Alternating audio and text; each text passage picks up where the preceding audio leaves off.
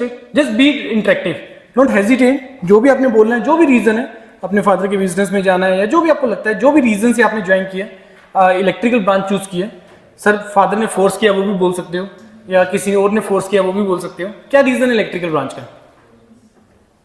बोलिए। इंटरेस्ट है, नहीं इंटरेस्ट एक चीज है, करियर किस डोमेन में जाओगे, करियर किस डोमेन में चाहते हो कि सर मैं गवर्नमेंट में जाना चाहता हूँ, प्राइवेट में जाना चाहता हूँ, इसके बाद बीटेक के बाद मैं हायर स्टडीज का ऑप्शन देख रहा हूँ, या इसके बाद मैं मैनेजमेंट, या इसके बाद मैं अब्रॉड, क्या क्या रीजन, इलेक्ट्रिकल क्यों? Tell me how many you हैं अब्रॉड के लिए देख रहे हैं, वेरी गुड। आप में से कितने लोग ने इलेक्ट्रिकल ये सोच के चूज किया कि मेरे को अपनी स्टेट में या गवर्नमेंट जॉब चाहिए, जूनियर इंजीनियर, असिस्टेंट इंजीनियर? कितने लोगों को लगता है कि ये रीजन से चूज किया तुमने, junior engineer, assistant engineer, state और सेंट्रल गवर्नमेंट? ओके, इसके बाद कितने लोग हायर स्टडीज का प्लान कर रहे हैं, either India either abroad? Okay, कितने लोग बिजनेस का प्लान कर रहे हैं? वेरी गुड, रिमेनिंग और क्या ऑप्शन बचा? जिन्होंने हाथ नहीं खड़े किए बिल्कुल भी, तीनों में से किसी केस में, तो आप लोग क्या प्लान कर रहे हो? हाँ, आइडिया नहीं अभी तक, सोचा नहीं अभी इसके बारे में? नहीं सोचा? सोचोगे कब? आप सोचोगे तब अगर तुम्हें ऑप्शंस पता होगा। ये मेन इंपॉर्टेंट चीज है कि हमें एक्चुअली ऑप्शंस पता होना जरूरी है कि मेरे पास इलेक्ट्रिकल मैं बीटेक कर रहा हूं तो इसके बाद मेरे पास ऑप्शंस होती क्या क्या है, right? So I am going to discuss all those options which you have after you graduate, after you do your BTech in electrical, in terms of higher studies and in terms of jobs, right? वो सारी options हम जो यहाँ पे discuss करेंगे। मैं यहीं से स्टार्ट करता हूँ कि यहाँ पे कोई ऐसा है जो हिमाचल से अलावा किसी स्टेट से बिलोंग करते हैं? All way from the Himachal? कोई अदर स्टेट से भी है? नहीं है। तो सबसे इंपॉर्टेंट चीज, आप सभी हिमाचल से हैं, तो मेजॉरिटी स्टूडेंट्स का जो मतलब रीजन होता है सिविल ब्रांच या इलेक्ट्रिकल ब्रांच लेने का कि मेरे को अपनी स्टेट तक ही रहना है, मेरे को अपनी जॉब में, अपनी गवर्नमेंट जॉब में रहना है, क्योंकि आपके पेरेंट्स में भी गवर्नमेंट जॉब में है या आपके कोई सीनियर या नॉन गवर्नमेंट जॉब में है, तो मेन ये होता है। और मैं बोलूँगा 90-95% तक स्टूडेंट्स या पेरेंट्स के दिमाग में ये भी होता है कि मेरे को हिमाचल में ही रहना है और हिमाचल से बाहर नहीं निकलना है, ये भी होता है 90-95%। ऑल्दो बाद में चले जाए वो बात अलग है, लेकिन इस स्टेजेस पे या बीटेक स्टार्ट करने से पहले या डिप्लोमा स्टार्ट करने से पहले दिमाग में होता है कि ठीक है ये ब्रांचेस ले लेते हैं, जॉब्स निकलती रहती हैं आपकी स्टेट का, तो हम लोग यहीं पे बच्चे का सेटलमेंट हो जाएगा और सारा सही हो जाएगा। देखो होता क्या है कि अगर तुम्हें लगता है कि यू आर कैपेबल, तुम्हें लगता है कि तुम मेहनत करने को रेडी हो, तो बहुत ऑप्शंस हैं। ये तो वो ऑप्शंस हैं जो तुम्हें दिखती हैं, और इसके बाद इसके अलावा अगर मैं इसकी रियलिटीज और इसके फैक्ट्स में अगर चला जाऊं तो बहुत ट्रबल है।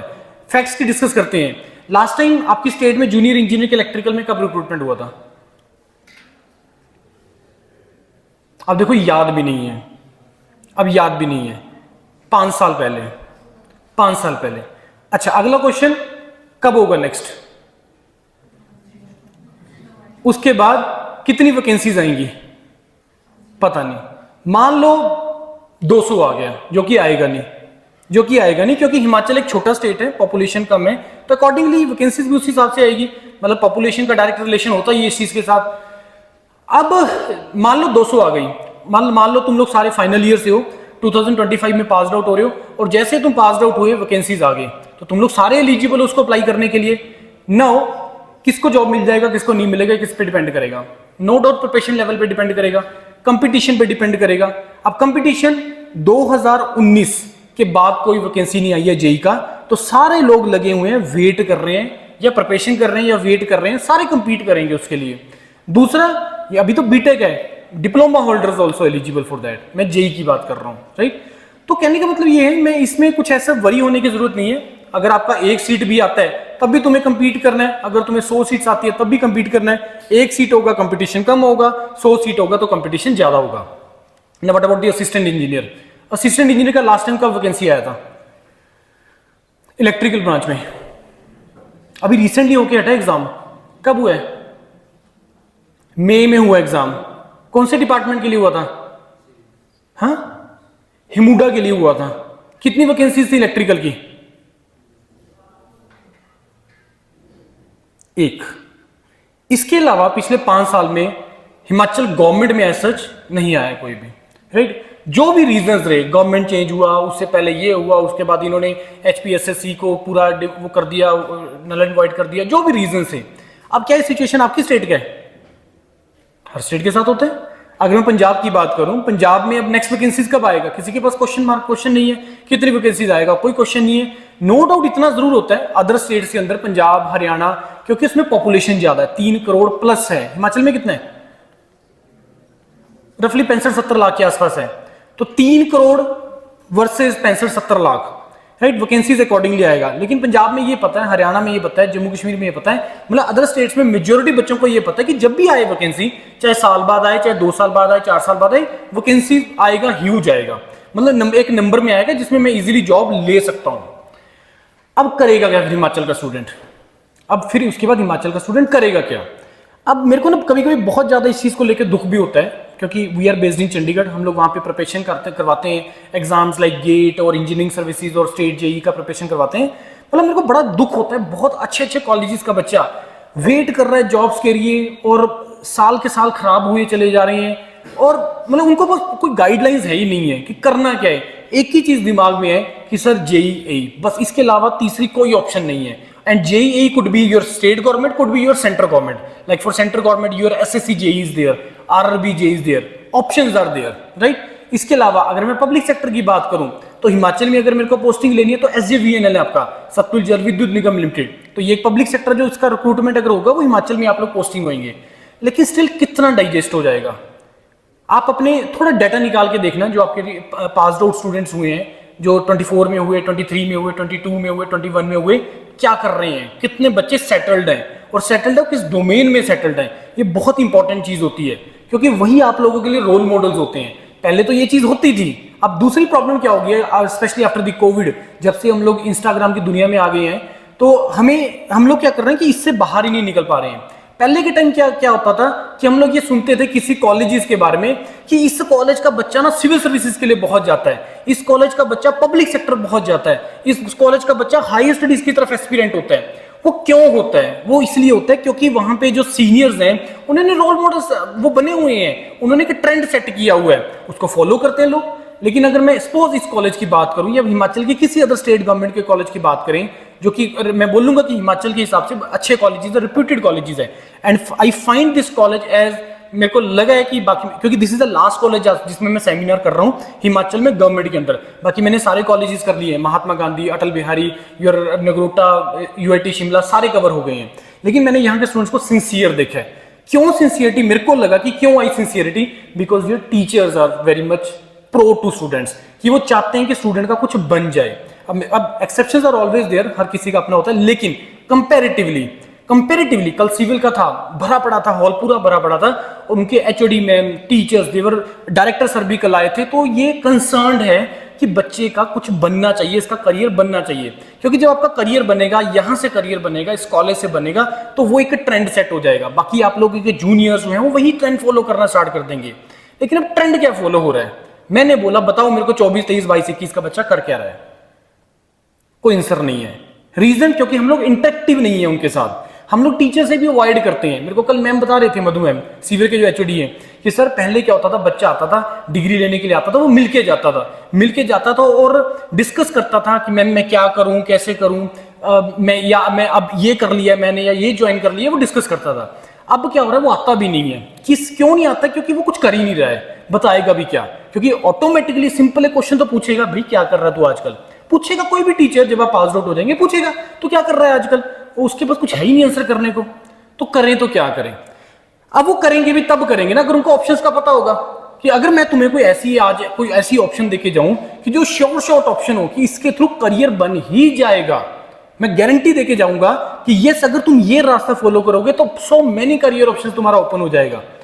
दूसरा सबसे इंपॉर्टेंट चीज क्या है, सबसे इंपॉर्टेंट चीज है जो ज्यादा इंपॉर्टेंट है, चलो हिमाचल फैक्टर, जेईई फैक्टर एक अलग फैक्टर्स हैं, उसको भी बाद में रखते हैं। आप लोग इंजीनियरिंग के एक ऐसे एरा में हैं, जहां पे कंपटीशन इज ड्रास्टिकली लो, जहां पे कंपटीशन सबसे कम है। मैंने अपने पिछले 15 साल की इस डोमेन के अंदर इतना आसान करियर बनाना होगा इंजीनियरिंग में मैंने नहीं देखा। अब वो किस लाइंस में मैं बोल रहा हूं वो भी मैं तुम्हें विद प्रूफ दिखाऊंगा, पूरा डाटा है मेरे पास।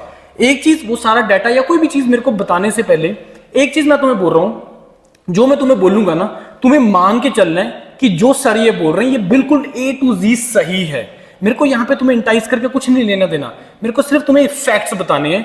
एंड किस बेसिस पे मैं वो डाटा तुम्हें किस बेस पे दे रहा हूँ, because we are the platform, this Yourpedia platform जो इन्हीं चीजों से डील करता है। हमारी पैन इंडिया प्रेजेंस है, बीटेक के बाद जो स्टूडेंट का करियर है हम लोग उसमें डील करते हैं, चाहे वो हायर स्टडीज की बात करें, चाहे वो पब्लिक सेक्टर की बात करें, चाहे गवर्नमेंट के लिए बात करें, वी आर द वन, हम लोग इसी में डील करते हैं। तो जो तुम्हें मैं डाटा बताऊंगा, जो मैं तुम्हें बोलूंगा, चाहे मैं डाटा भी ना दूं, तुम्हें मान के चलना है कि यस सर जो बोल रहे हैं वो सही बोल रहे हैं और ये फैक्ट है। अब मैंने बोला कि कंपटीशन इज ड्रास्टिकली लो, अब ये किसके लिए पीछे फैक्ट्स क्या हैं। हम लोगों ने गेट का एक नाम सुना होगा, एक एग्जाम का, which is called the GATE examination, सुना ना सभी ने नाम इसका, graduate aptitude test in engineering. ये एक स्टैंडर्ड एग्जाम है इंजीनियरिंग डोमेन के लिए, मैं इसी को रेफरेंस मान के चल रहा हूं, क्योंकि अगर गेट के कंटेक्स्ट में मैं कोई चीज बोलूंगा तो सारी की सारी तुम बोलोगे यस सर, कि अगर गेट को रेफरेंस आप मान के चल रहे हो तो इट मींस की सारी चीजें ट्रू ही होंगी और सारी चीजें फैक्ट है। अभी इंजीनियरिंग में बहुत डाउनफॉल चल रहा है, आपके कॉलेज में तो तब भी स्ट्रेंथ तब भी ठीक है, अदर कॉलेजेस में जाके देखो स्ट्रेंथ, बहुत सारे कॉलेजेस तो पिछले 2-4 साल के अंदर बंद भी हो चुके हैं, बहुत सारे कॉलेजेस। अब इसका पहला reason, competition is drastically low because the number of students every year जो पास आउट हो रहे हैं, अगर मैं पैन इंडिया बात करूं, वो ड्रास्टिकली रिड्यूस हो गया है, बहुत ज्यादा नंबर कम हो गया। इसका ये तो सर हवा में बात होगी, कोई फैक्ट क्या है? फैक्ट इज 2017 के आसपास जाके इंजीनियरिंग में डाउनफॉल आना स्टार्ट हो गया था, इंजीनियरिंग में एडमिशंस कम होना स्टार्ट हो गया था। अब उस टाइम पे 2016-17 के आसपास गेट ने अपना पीक हिट किया था गेट एग्जाम में, जब 12.5 लाख बच्चों ने पेपर दिया था, वो हाईएस्ट था उसके बाद डाउनफॉल आना स्टार्ट हो गया। अब गेट में कितना परसेंटेज ऑफ स्टूडेंट क्वालिफाई करता है एवरी ईयर, है कोई आइडिया? Percentage of student qualify GATE examination, अंदाजा ये विंडो होती है 15 से लेके 18% के बीच में। जैसे इस बार भी अराउंड 16.5% बच्चा क्वालिफाई किया है, 15 से लेके 18% का विंडो है, एवरी ईयर यही रहेगा। अब मैक्सिमम ले लो 18%, तो 12.5 लाख का 18% निकालना कितना होता है? कैलकुलेटर उठा रहे हो, देख लो, 2 लाख के आसपास, रफली 2 लाख के आसपास, 2 लाख के बाद बच्चा क्वालिफाई किया। नाउ यू नो कि गेट के थ्रू बहुत सारी ऑप्शंस होती हैं, हायर स्टडीज का ऑप्शन होता है, जॉब का ऑप्शन होता है, पब्लिक सेक्टर का, गवर्नमेंट का, अब्रॉड में, इंडिया में बहुत सारी ऑप्शंस होती हैं।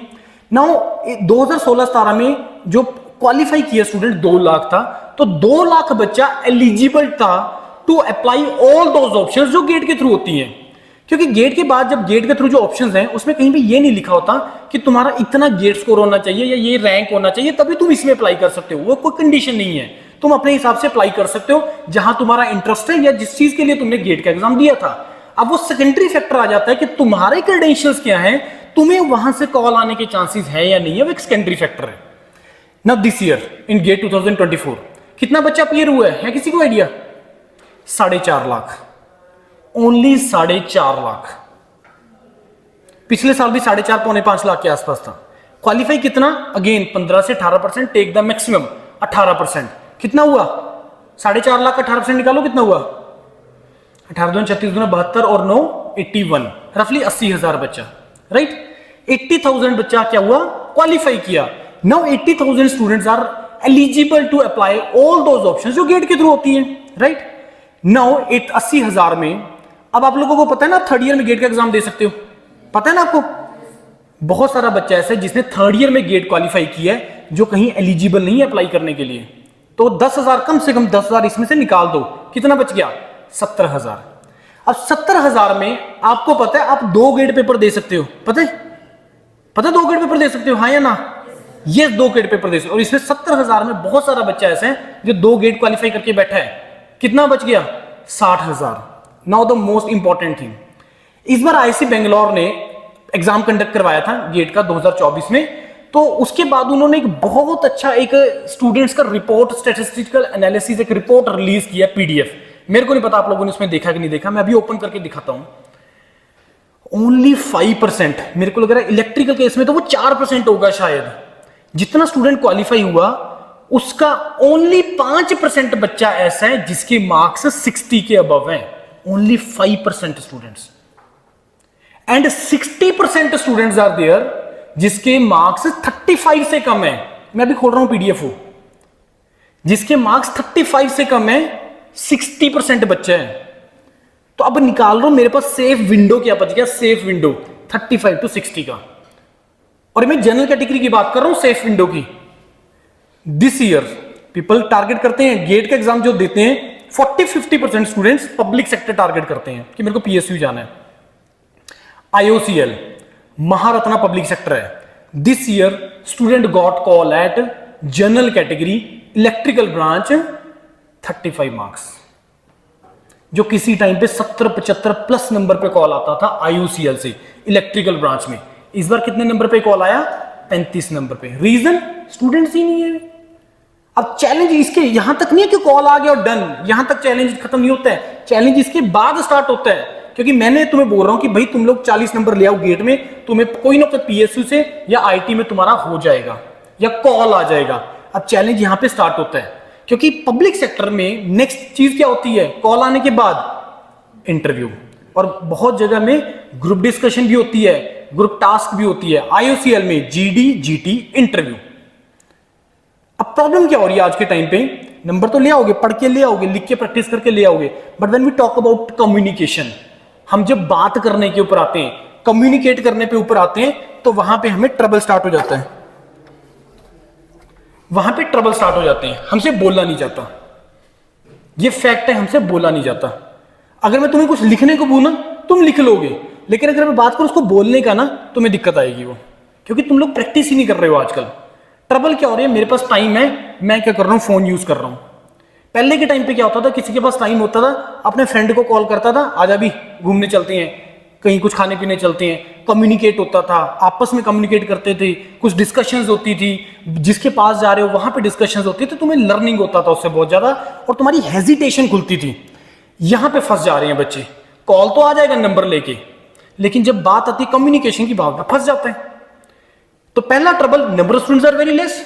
दूसरा trouble about their personality and communication. अब कम्युनिकेशन से मतलब लैंग्वेज से नहीं है, पहली चीज ध्यान में रखना। खास करके जब से बीजेपी गवर्नमेंट के बाद तो वैसे भी इंग्लिश वाला लैंग्वेज तो हट ही गया है। You can go for your interview in Hindi also. Group discussion, group task, interviews आप हिंदी में दे सकते हो पब्लिक सेक्टर का। अब वो इंग्लिश वाला फैक्टर हटा दिया कि इंग्लिश में ही कम्युनिकेट करना है। कम्युनिकेशन का बड़ा सिंपल सा मतलब है कि तुम अपनी बात को इजीली कैसे सामने वाले के सामने रख सकते हो। नहीं होता, मैं बता रहा हूं, मैं तुम्हें नहीं होता। अभी सर तुम्हारा इसके बाद लेक्चर लेंगे, तुमसे कुछ क्वेश्चन पूछेंगे, जब आप बोलने पे आ जाती है ना, बोलने नहीं जाती, चाहे चीज आती हो, लिख दोगे चीजों को, लेकिन बोलने में बड़ी दिक्कत आती है, क्योंकि हेजिटेशन है वो, और ये चीज सिर्फ प्रैक्टिस से होती है। इसको कवर करने का एक ही तरीका है, that is the practice only, right. Now get exam की मैं बात कर रहा था, तो गेट एग्जाम के ऊपर आते हैं। अब मैं पहले तुम्हें वही पीडीएफ दिखाता हूं, क्योंकि उससे तुम्हारे दिमाग में बहुत सारी चीजें जो है वो, क्योंकि इलेक्ट्रिकल केस में बहुत इंटरेस्टिंग है।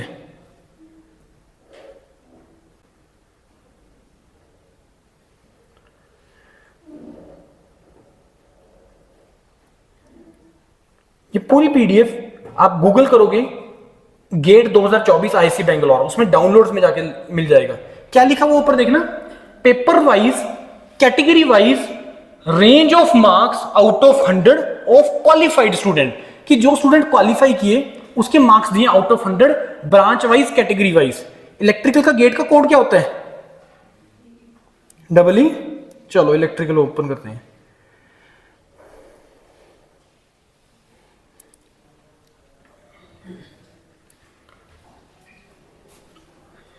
जनरल कैटेगरी कितना बच्चे क्वालिफाई किए? 3000। मैंने क्या बोला? 5% है ना। 3000 का 5% कितना हुआ? निकाल लो कैलकुलेटर। 150 यार। 60 प्लस मार्क्स कितने बच्चे स्कोर कर रहे हैं? Only 54 students. Only 54 students. मैंने 60% निकालना, 6 18 1800, 35 से कम मार्क्स, ये लो 1000, 600, 1600। भाई मैं तुम्हें फैक्ट बता रहा हूं, तुम्हारे सामने ये चीजें। ये गेट एक ऐसा एग्जाम है आज के टाइम पे जो तुम्हारी जिंदगी बना देगा, तुमने कभी सोचा भी नहीं होगा। और एक स्टैंडर्ड एग्जाम है ये, इसके थ्रू मल्टीपल ऑप्शंस ओपन होती हैं। ये इलेक्ट्रिकल की बात कर रहा हूं मैं, और रिजर्व्ड का तो मैं बात ही नहीं कर रहा अभी नीचे। रिजर्व्ड के केसेस में तो बहुत ज्यादा बेनिफिट्स हैं, खास करके हिमाचल में एसटी कैटेगरीज के बहुत लोग हैं। आप 25 नंबर पे भी कॉल आ जा रहा है पब्लिक सेक्टर से। आईसी बेंगलोर 25 नंबर पे मिल जा रहा है एसटी कैटेगरी को। क्यों? रीजन उसके पीछे क्या है? नंबर ऑफ स्टूडेंट्स नहीं है। इसका फायदा उठाओ, इसका फायदा उठाओ। Now come to the opportunities. जब 2 लाख बच्चा क्वालिफाई किया था, एलिजिबल था गेट के थ्रू अप्लाई करने के लिए, आज 60,000 बच्चा एलिजिबल है अप्लाई करने के लिए। तो मेरे को ये बताओ 2016-17 के कंपैरिजन में 2024 में जो अपॉर्चुनिटीज हैं वो कम हुआ होगा या बढ़ा होगा या सेम रहा होगा? बढ़ रही है। क्यों बढ़ रही है?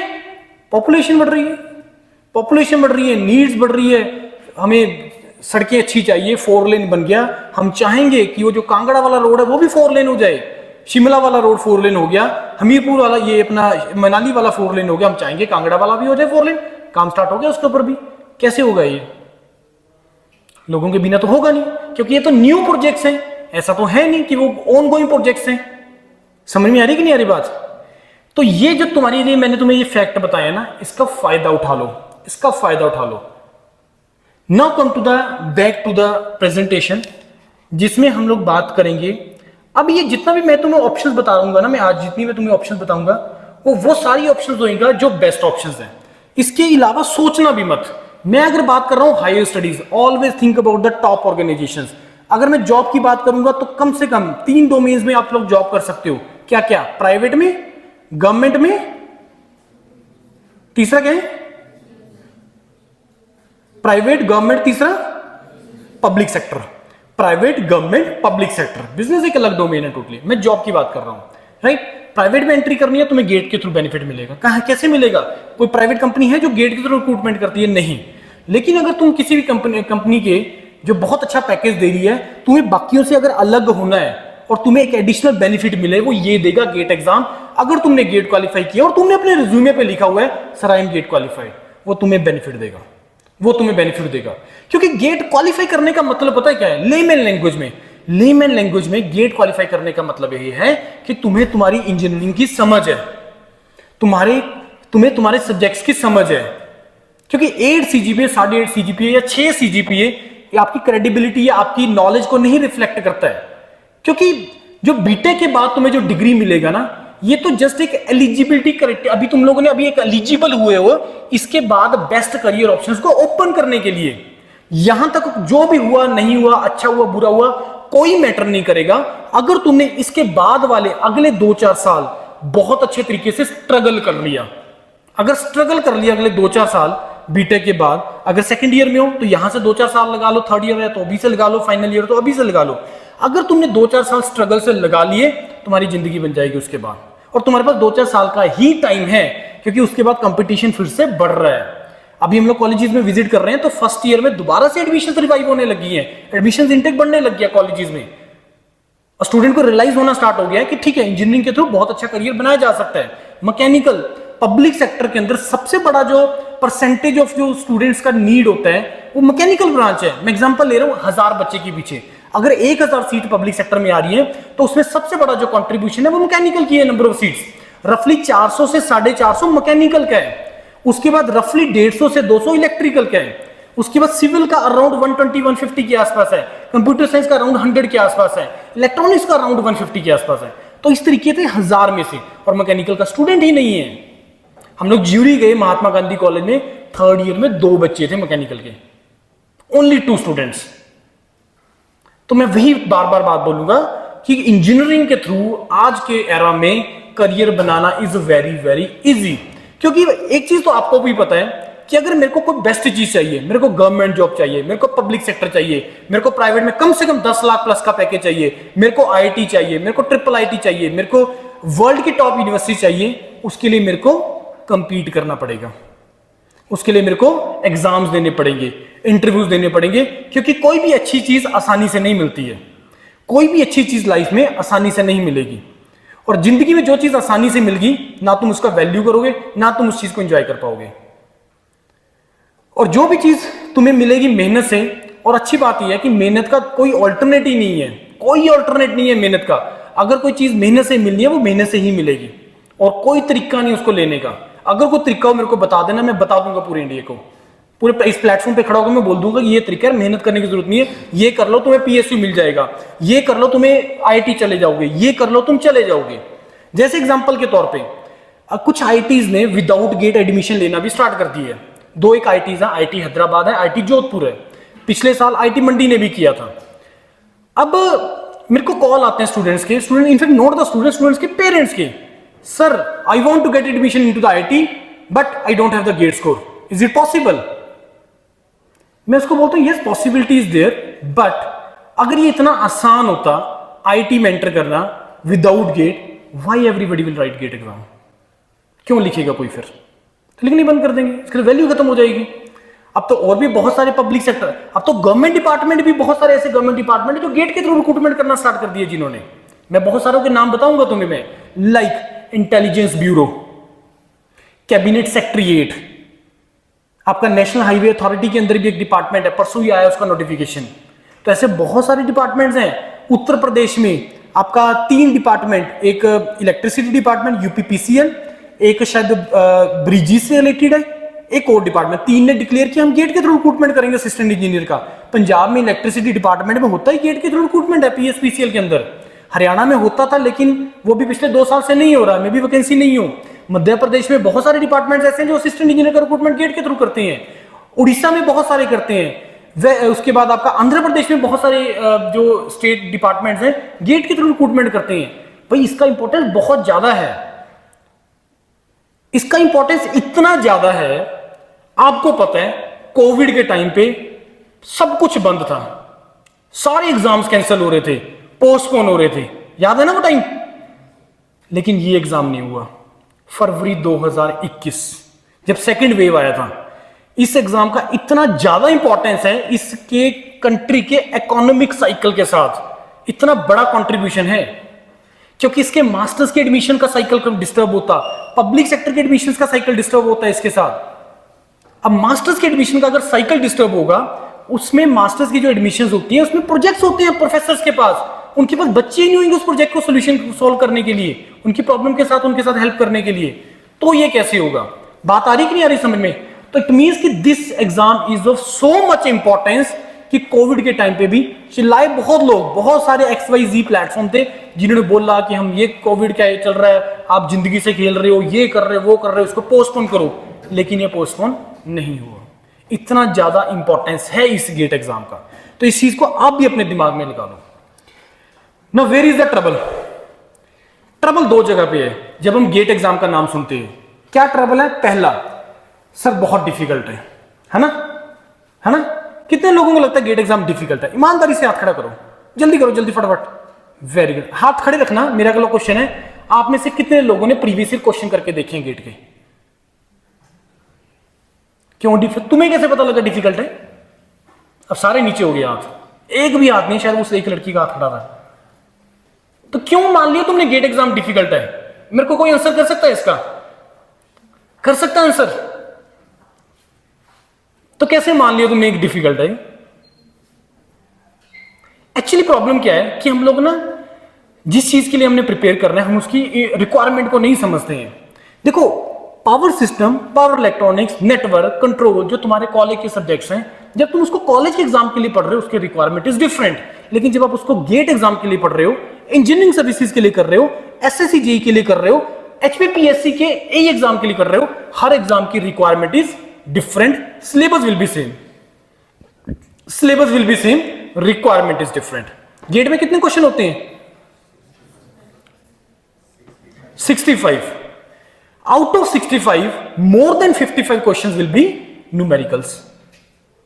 तो अगर भाई न्यूमेरिकल है, न्यूमेरिकल तुम देख के तो नहीं कर सकते हो यार, न्यूमेरिकल तो प्रैक्टिस से होगा। तो गेट एग्जाम क्या मांगता है? प्रैक्टिस प्रैक्टिस प्रैक्टिस, लिख के करना, क्वेश्चन सोल्व करना, ज्यादा से ज्यादा क्वेश्चन सोल्व करना। लेकिन क्वेश्चन सोल्व तुम तब कर पाओगे अगर तुम्हारा कंसेप्ट क्लियर है। तो GATE exam is all about concept, conceptual questions इसके अंदर आते हैं। थ्योरेटिकल याद रखने वाले, क्रैम करने वाले क्वेश्चन नहीं आते हैं। तुम लोग कॉलेज का एग्जाम एक दिन पहले पढ़ के निकाल सकते हो, लेकिन वो नहीं निकाल पाओगे, वो नहीं निकलेगा, हिलेगा भी नहीं। इसका मतलब ये नहीं अगर मैं चीजें बोल रहा हूं एग्जाम डिफिकल्ट है, नहीं, एग्जाम डिफिकल्ट नहीं है। यस, आउट ऑफ 100 मार्क्स रफली 15 नंबर का ऐसा आएगा, 15-18 नंबर का ऐसा आएगा जो डिफिकल्ट होता है। लेकिन आज की सिचुएशन के हिसाब से अगर मैं तुम्हें बोल रहा हूं द सेफेस्ट विंडो इज 35 से 60 नंबर, तो मेरे को 100 नंबर का पढ़ने का नहीं रिक्वायरमेंट है। सर मेरा टारगेट पब्लिक सेक्टर है, मेरे को कम से कम 70 नंबर लाने पड़ेंगे, वो गया टाइम। भाई मेरे को पब्लिक सेक्टर जाना है तो मेरे को कितने लाने पड़ेंगे, 40 प्लस ले आओ, पब्लिक सेक्टर के लिए तुम्हें कॉल आ जाएगा जनरल कैटेगरी। मैं बोल रहा हूं तुम्हें ये, और हम लोग प्रूव कर चुके हैं चीजें। तो मेरे को अगर 40 प्लस नंबर ही लेके आने, मान लो मेरे को 40 से 50 के बीच में टारगेट कर रहा हूं, तो मैं 100 नंबर का पढ़ के क्यों एनर्जी वेस्ट कर रहा हूं उन 15 नंबर के ऊपर जिसमें से बहुत डिफिकल्ट है, छोड़ दो उसको। हमें स्मार्ट वर्क करना है, हमें स्मार्ट वर्क। पहला था डिफिकल्टी लेवल, जो तुम्हारे दिमाग में है कि भाई डिफिकल्ट है, डिफिकल्ट नहीं है ये कंसेप्चुअल पेपर है, समझने वाला पेपर है, ये रट्टा मारने वाला क्रैम करने वाला पेपर नहीं है, और तुम इसको इजीली कर सकते हो। मेरे को कल डायरेक्टर सर यहां पे आके बोले कि सर अब हम धीरे धीरे इनके एमएसटीज में हम लोग गेट के भी क्वेश्चन डालने स्टार्ट कर देंगे as it is. That is a very good thing. और मैं कल आपके टीचर्स को बोला सिविल के कि सर जब आप सब्जेक्ट करवा रहे हो, कोई सब्जेक्ट करवा रहे हो, जो टॉपिक करवा रहे हो उससे रिलेटेड जो है, उसके रिलेटेड जो है आप लोग गेट के क्वेश्चन क्यों नहीं सोल्व करवाते? उसके बात हो जाएगा, बच्चे को कॉन्फिडेंस आ जाएगा। भाई तुमने अगर गेट का क्वेश्चन नहीं देखा, तुम्हें लग रहा डिफिकल्ट है, लेकिन जब तुम टॉपिक कर रहे हो उसके रिलेटेड अगर टीचर वहां पे प्रीवियस ईयर लगा दे और तुम बोलो कि अच्छा इतना इजी होता है, तुम्हें ऑटोमेटिकली कॉन्फिडेंस मिलेगा। आ रही है कि नहीं आ रही बात समझ में? तुमने क्वेश्चन तो उठा के देखा नहीं, तुमने मान लिया डिफिकल्ट है, और इसी डिफिकल्टी को मान के हमने कभी तैयारी भी नहीं किया, सोचा भी नहीं उसके बारे में। समझ में आ रही है मंडी? नहीं आ रही? तो इस कारण से गेट इज वेरी इजी। तुम्हें करना क्या है, सब्जेक्ट को बस ढंग से पढ़ना है, समझ के पढ़ना है, और उसके प्रीवियस ईयर लगाते चले जाओ, दैट्स इट। अगर तुमने सब्जेक्ट ढंग से पकड़ लिया और प्रीवियस ईयर को अगर ढंग से तुमने लगा लिए, यू कैन इजीली स्कोर इन्हीं दो चीजों के बेस पे कम से कम 40 प्लस नंबर, 40 प्लस मार्क्स इसी के बेस पे ले जाओगे। प्रीवियस ईयर क्वेश्चन को ढंग से कर लेना, कम से कम 5 बार हाथ से लगा लगा के करने हैं। ऐसा नहीं ये तो इजी है, ये तो मैं कर लूंगा, ये तो निकल जाएगा, ऐसे करते हैं हम लोग नॉर्मली। ऐसा नहीं करना है, लिख लिख के करना है, चाहे आता है चाहे नहीं आता है, लिख लिख के करना है। दूसरा चीज दिमाग में आती है गेट एग्जाम का, पहला डिफिकल्टी, दूसरा आता है कि मेरे को 60-70 प्लस नंबर चाहिए अगर मेरे को गेट के थ्रू करियर बनाना है। आई थिंक मैं उसका प्रूफ तुम्हें दे चुका हूं। मैं गेट एग्जाम का पहला ब्यूटी ये है, मैं I call this exam as a beautiful exam. पहला रीजन उसके पीछे कि एक एग्जाम तुम्हें सारी बेस्ट ऑप्शन देता है। कोई ऐसा एग्जाम नहीं है इंडिया के अंदर जिसमें तुम्हें एक पेपर दिया और तुम्हारी सारी करियर ऑप्शंस ओपन हो जाए, गवर्नमेंट का, प्राइवेट का, पब्लिक का, higher studies, MTech, MS, PhD, management courses also, abroad also. कोई एग्जाम नहीं है, मेरे को बता दो अगर इंडिया में कोई ऐसा और एग्जाम है, कोई नहीं है। दूसरा ब्यूटी इस एग्जाम का कि तुम कितने भी नंबर लेके आओ, किस भी कैटेगरी से बिलोंग करते हो, तुम्हारा ऑप्शन ओपन हो जाएगा। अगर ऑप्शन ओपन हो जाएगा तो इसका मतलब ये नहीं है कि तुम कहीं से कुछ भी कर लो, नहीं। अगर मैं हायर स्टडीज की बात कर रहा हूं कि higher studies the best thing as compare to job, अगर आप बीटेक जस्ट पास आउट होंगे, go for the higher studies. इसका मतलब ये नहीं कि तुम कहीं से भी कर लो, कि तुम टेक से कर लो, थापर से कर लो, ऐसी जगह से कर लो, कोई यूज नहीं होगा उसका करने का। We have to target the top institutes. अब बोलोगे सर टॉप इंस्टीट्यूट में जाने के तो फिर से नंबर चाहिए। भाई नंबर नहीं चाहिए, मैं तुम्हें दिखा चुका हूं। मैं बात आ रही कि नहीं आ रही समझ में?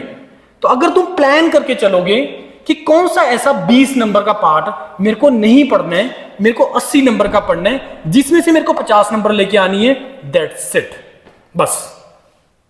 और वो 20 नंबर कौन कौन से हो सकते हैं? Ravi sir is the right person जो तुम्हें बता देंगे कि कौन सा पार्ट ऐसा जिसको नहीं छोड़ दो उसको, बिना मतलब के एफर्ट मत मारो। क्योंकि तुम्हारा गेट का पूरा इलेक्ट्रिकल का सिलेबस रफली 500 घंटे लेता है।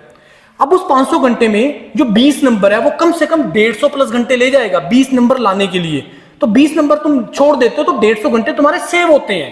अब उस 150 घंटे को तुम रिवीजन में लगाओ। आ रही है कि नहीं आ रही बात में? तो 300-350 घंटे का एफर्ट मारो और उसमें तुम टारगेट करो मेरे को 70 नंबर का तैयारी। समझ में आ गया बात? तो दूसरा जो आप लोगों के दिमाग में डाउट है, फियर है कि बहुत ज्यादा नंबर लेके आने पड़ेंगे, मैंने तुम्हें दिखा दिया। ओनली 54 स्टूडेंट्स आर देयर जिसको 60 प्लस नंबर है। और तुम्हारे इलेक्ट्रिकल में तो मैकेनिकल के बाद सबसे ज्यादा जो वैकेंसीज पब्लिक सेक्टर में होती है वो इलेक्ट्रिकल की है। मास रिक्रूटर तुम्हारे कौन कौन से? PGCIL, power grid corporation of India limited, 17.5 lakh का पैकेज देता है वो पीजीसीएल इलेक्ट्रिकल की। और प्रॉब्लम पता है क्या है? मैं तुम्हें पिछले साल का डाटा दे रहा हूं। गेट 2023 में पीजीसीएल ने रिक्रूटमेंट किया, महारत्ना पब्लिक सेक्टर है। दूसरा steel authority of India limited, Maharatna public sector है। मैं तुम्हें बताया था कि तुम्हें कॉल तो आ जाएगा नंबर के बेस पे, लेकिन तुम्हें वो रखेगा नहीं रखेगा वो इस पे डिपेंड करेगा कि तुम्हारा परफॉर्मेंस कैसा रहता है group discussion, group task, case study और इंटरव्यू में। क्योंकि पब्लिक सेक्टर और प्राइवेट की कोई कंपल्शन नहीं है कि उनको जितनी सीट्स निकाली है उन्होंने रखनी है। कोई कंपल्शन नहीं है उनको, क्योंकि पब्लिक सेक्टर और प्राइवेट जिसका सबसे बड़ा कंट्रीब्यूशन है इस कंट्री की ग्रोथ में, जो मैं मानता हूं, प्राइवेट और पब्लिक जिसका सबसे बड़ा कंट्रीब्यूशन है इस कंट्री की ग्रोथ में, they want the right person for the right job. ध्यान से सुनना स्टेटमेंट को, वो तुम्हारी कॉलेज के हैं, बाद में देख लेना।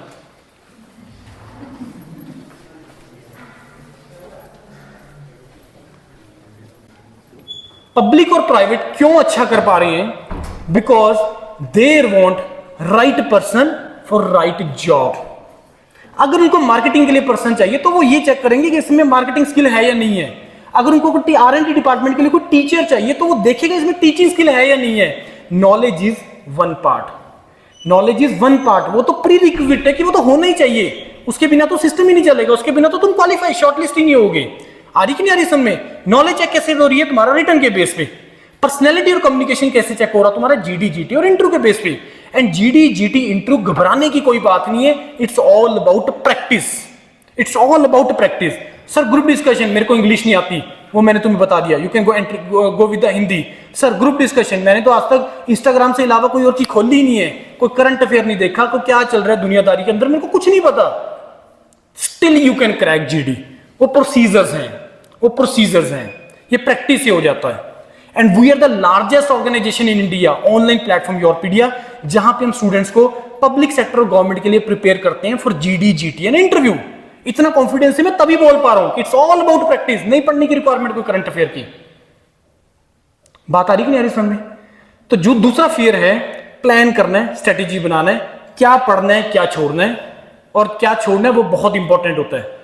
कितना का पढ़ना है, कैसे पढ़ना है। आज सर तुम्हें एक टॉपिक करवाएंगे, इसके बाद सिंक्रोनस मशीन का जो आपके कॉलेज से हमें दिया था कि इस टॉपिक को एक बार पढ़ाएं। सर टॉपिक पढ़ाएंगे, टॉपिक पढ़ाने के बाद तुम्हें बताएंगे कि इस टॉपिक में गेट का किस तरीके से क्वेश्चन बनता है, इस टॉपिक से JEE एग्जाम में किस तरीके का क्वेश्चन बनता है, इसमें AE एग्जाम में किस तरीके का क्वेश्चन बनता है, तुम्हें वो सारा बताएंगे अलग अलग तरीके से।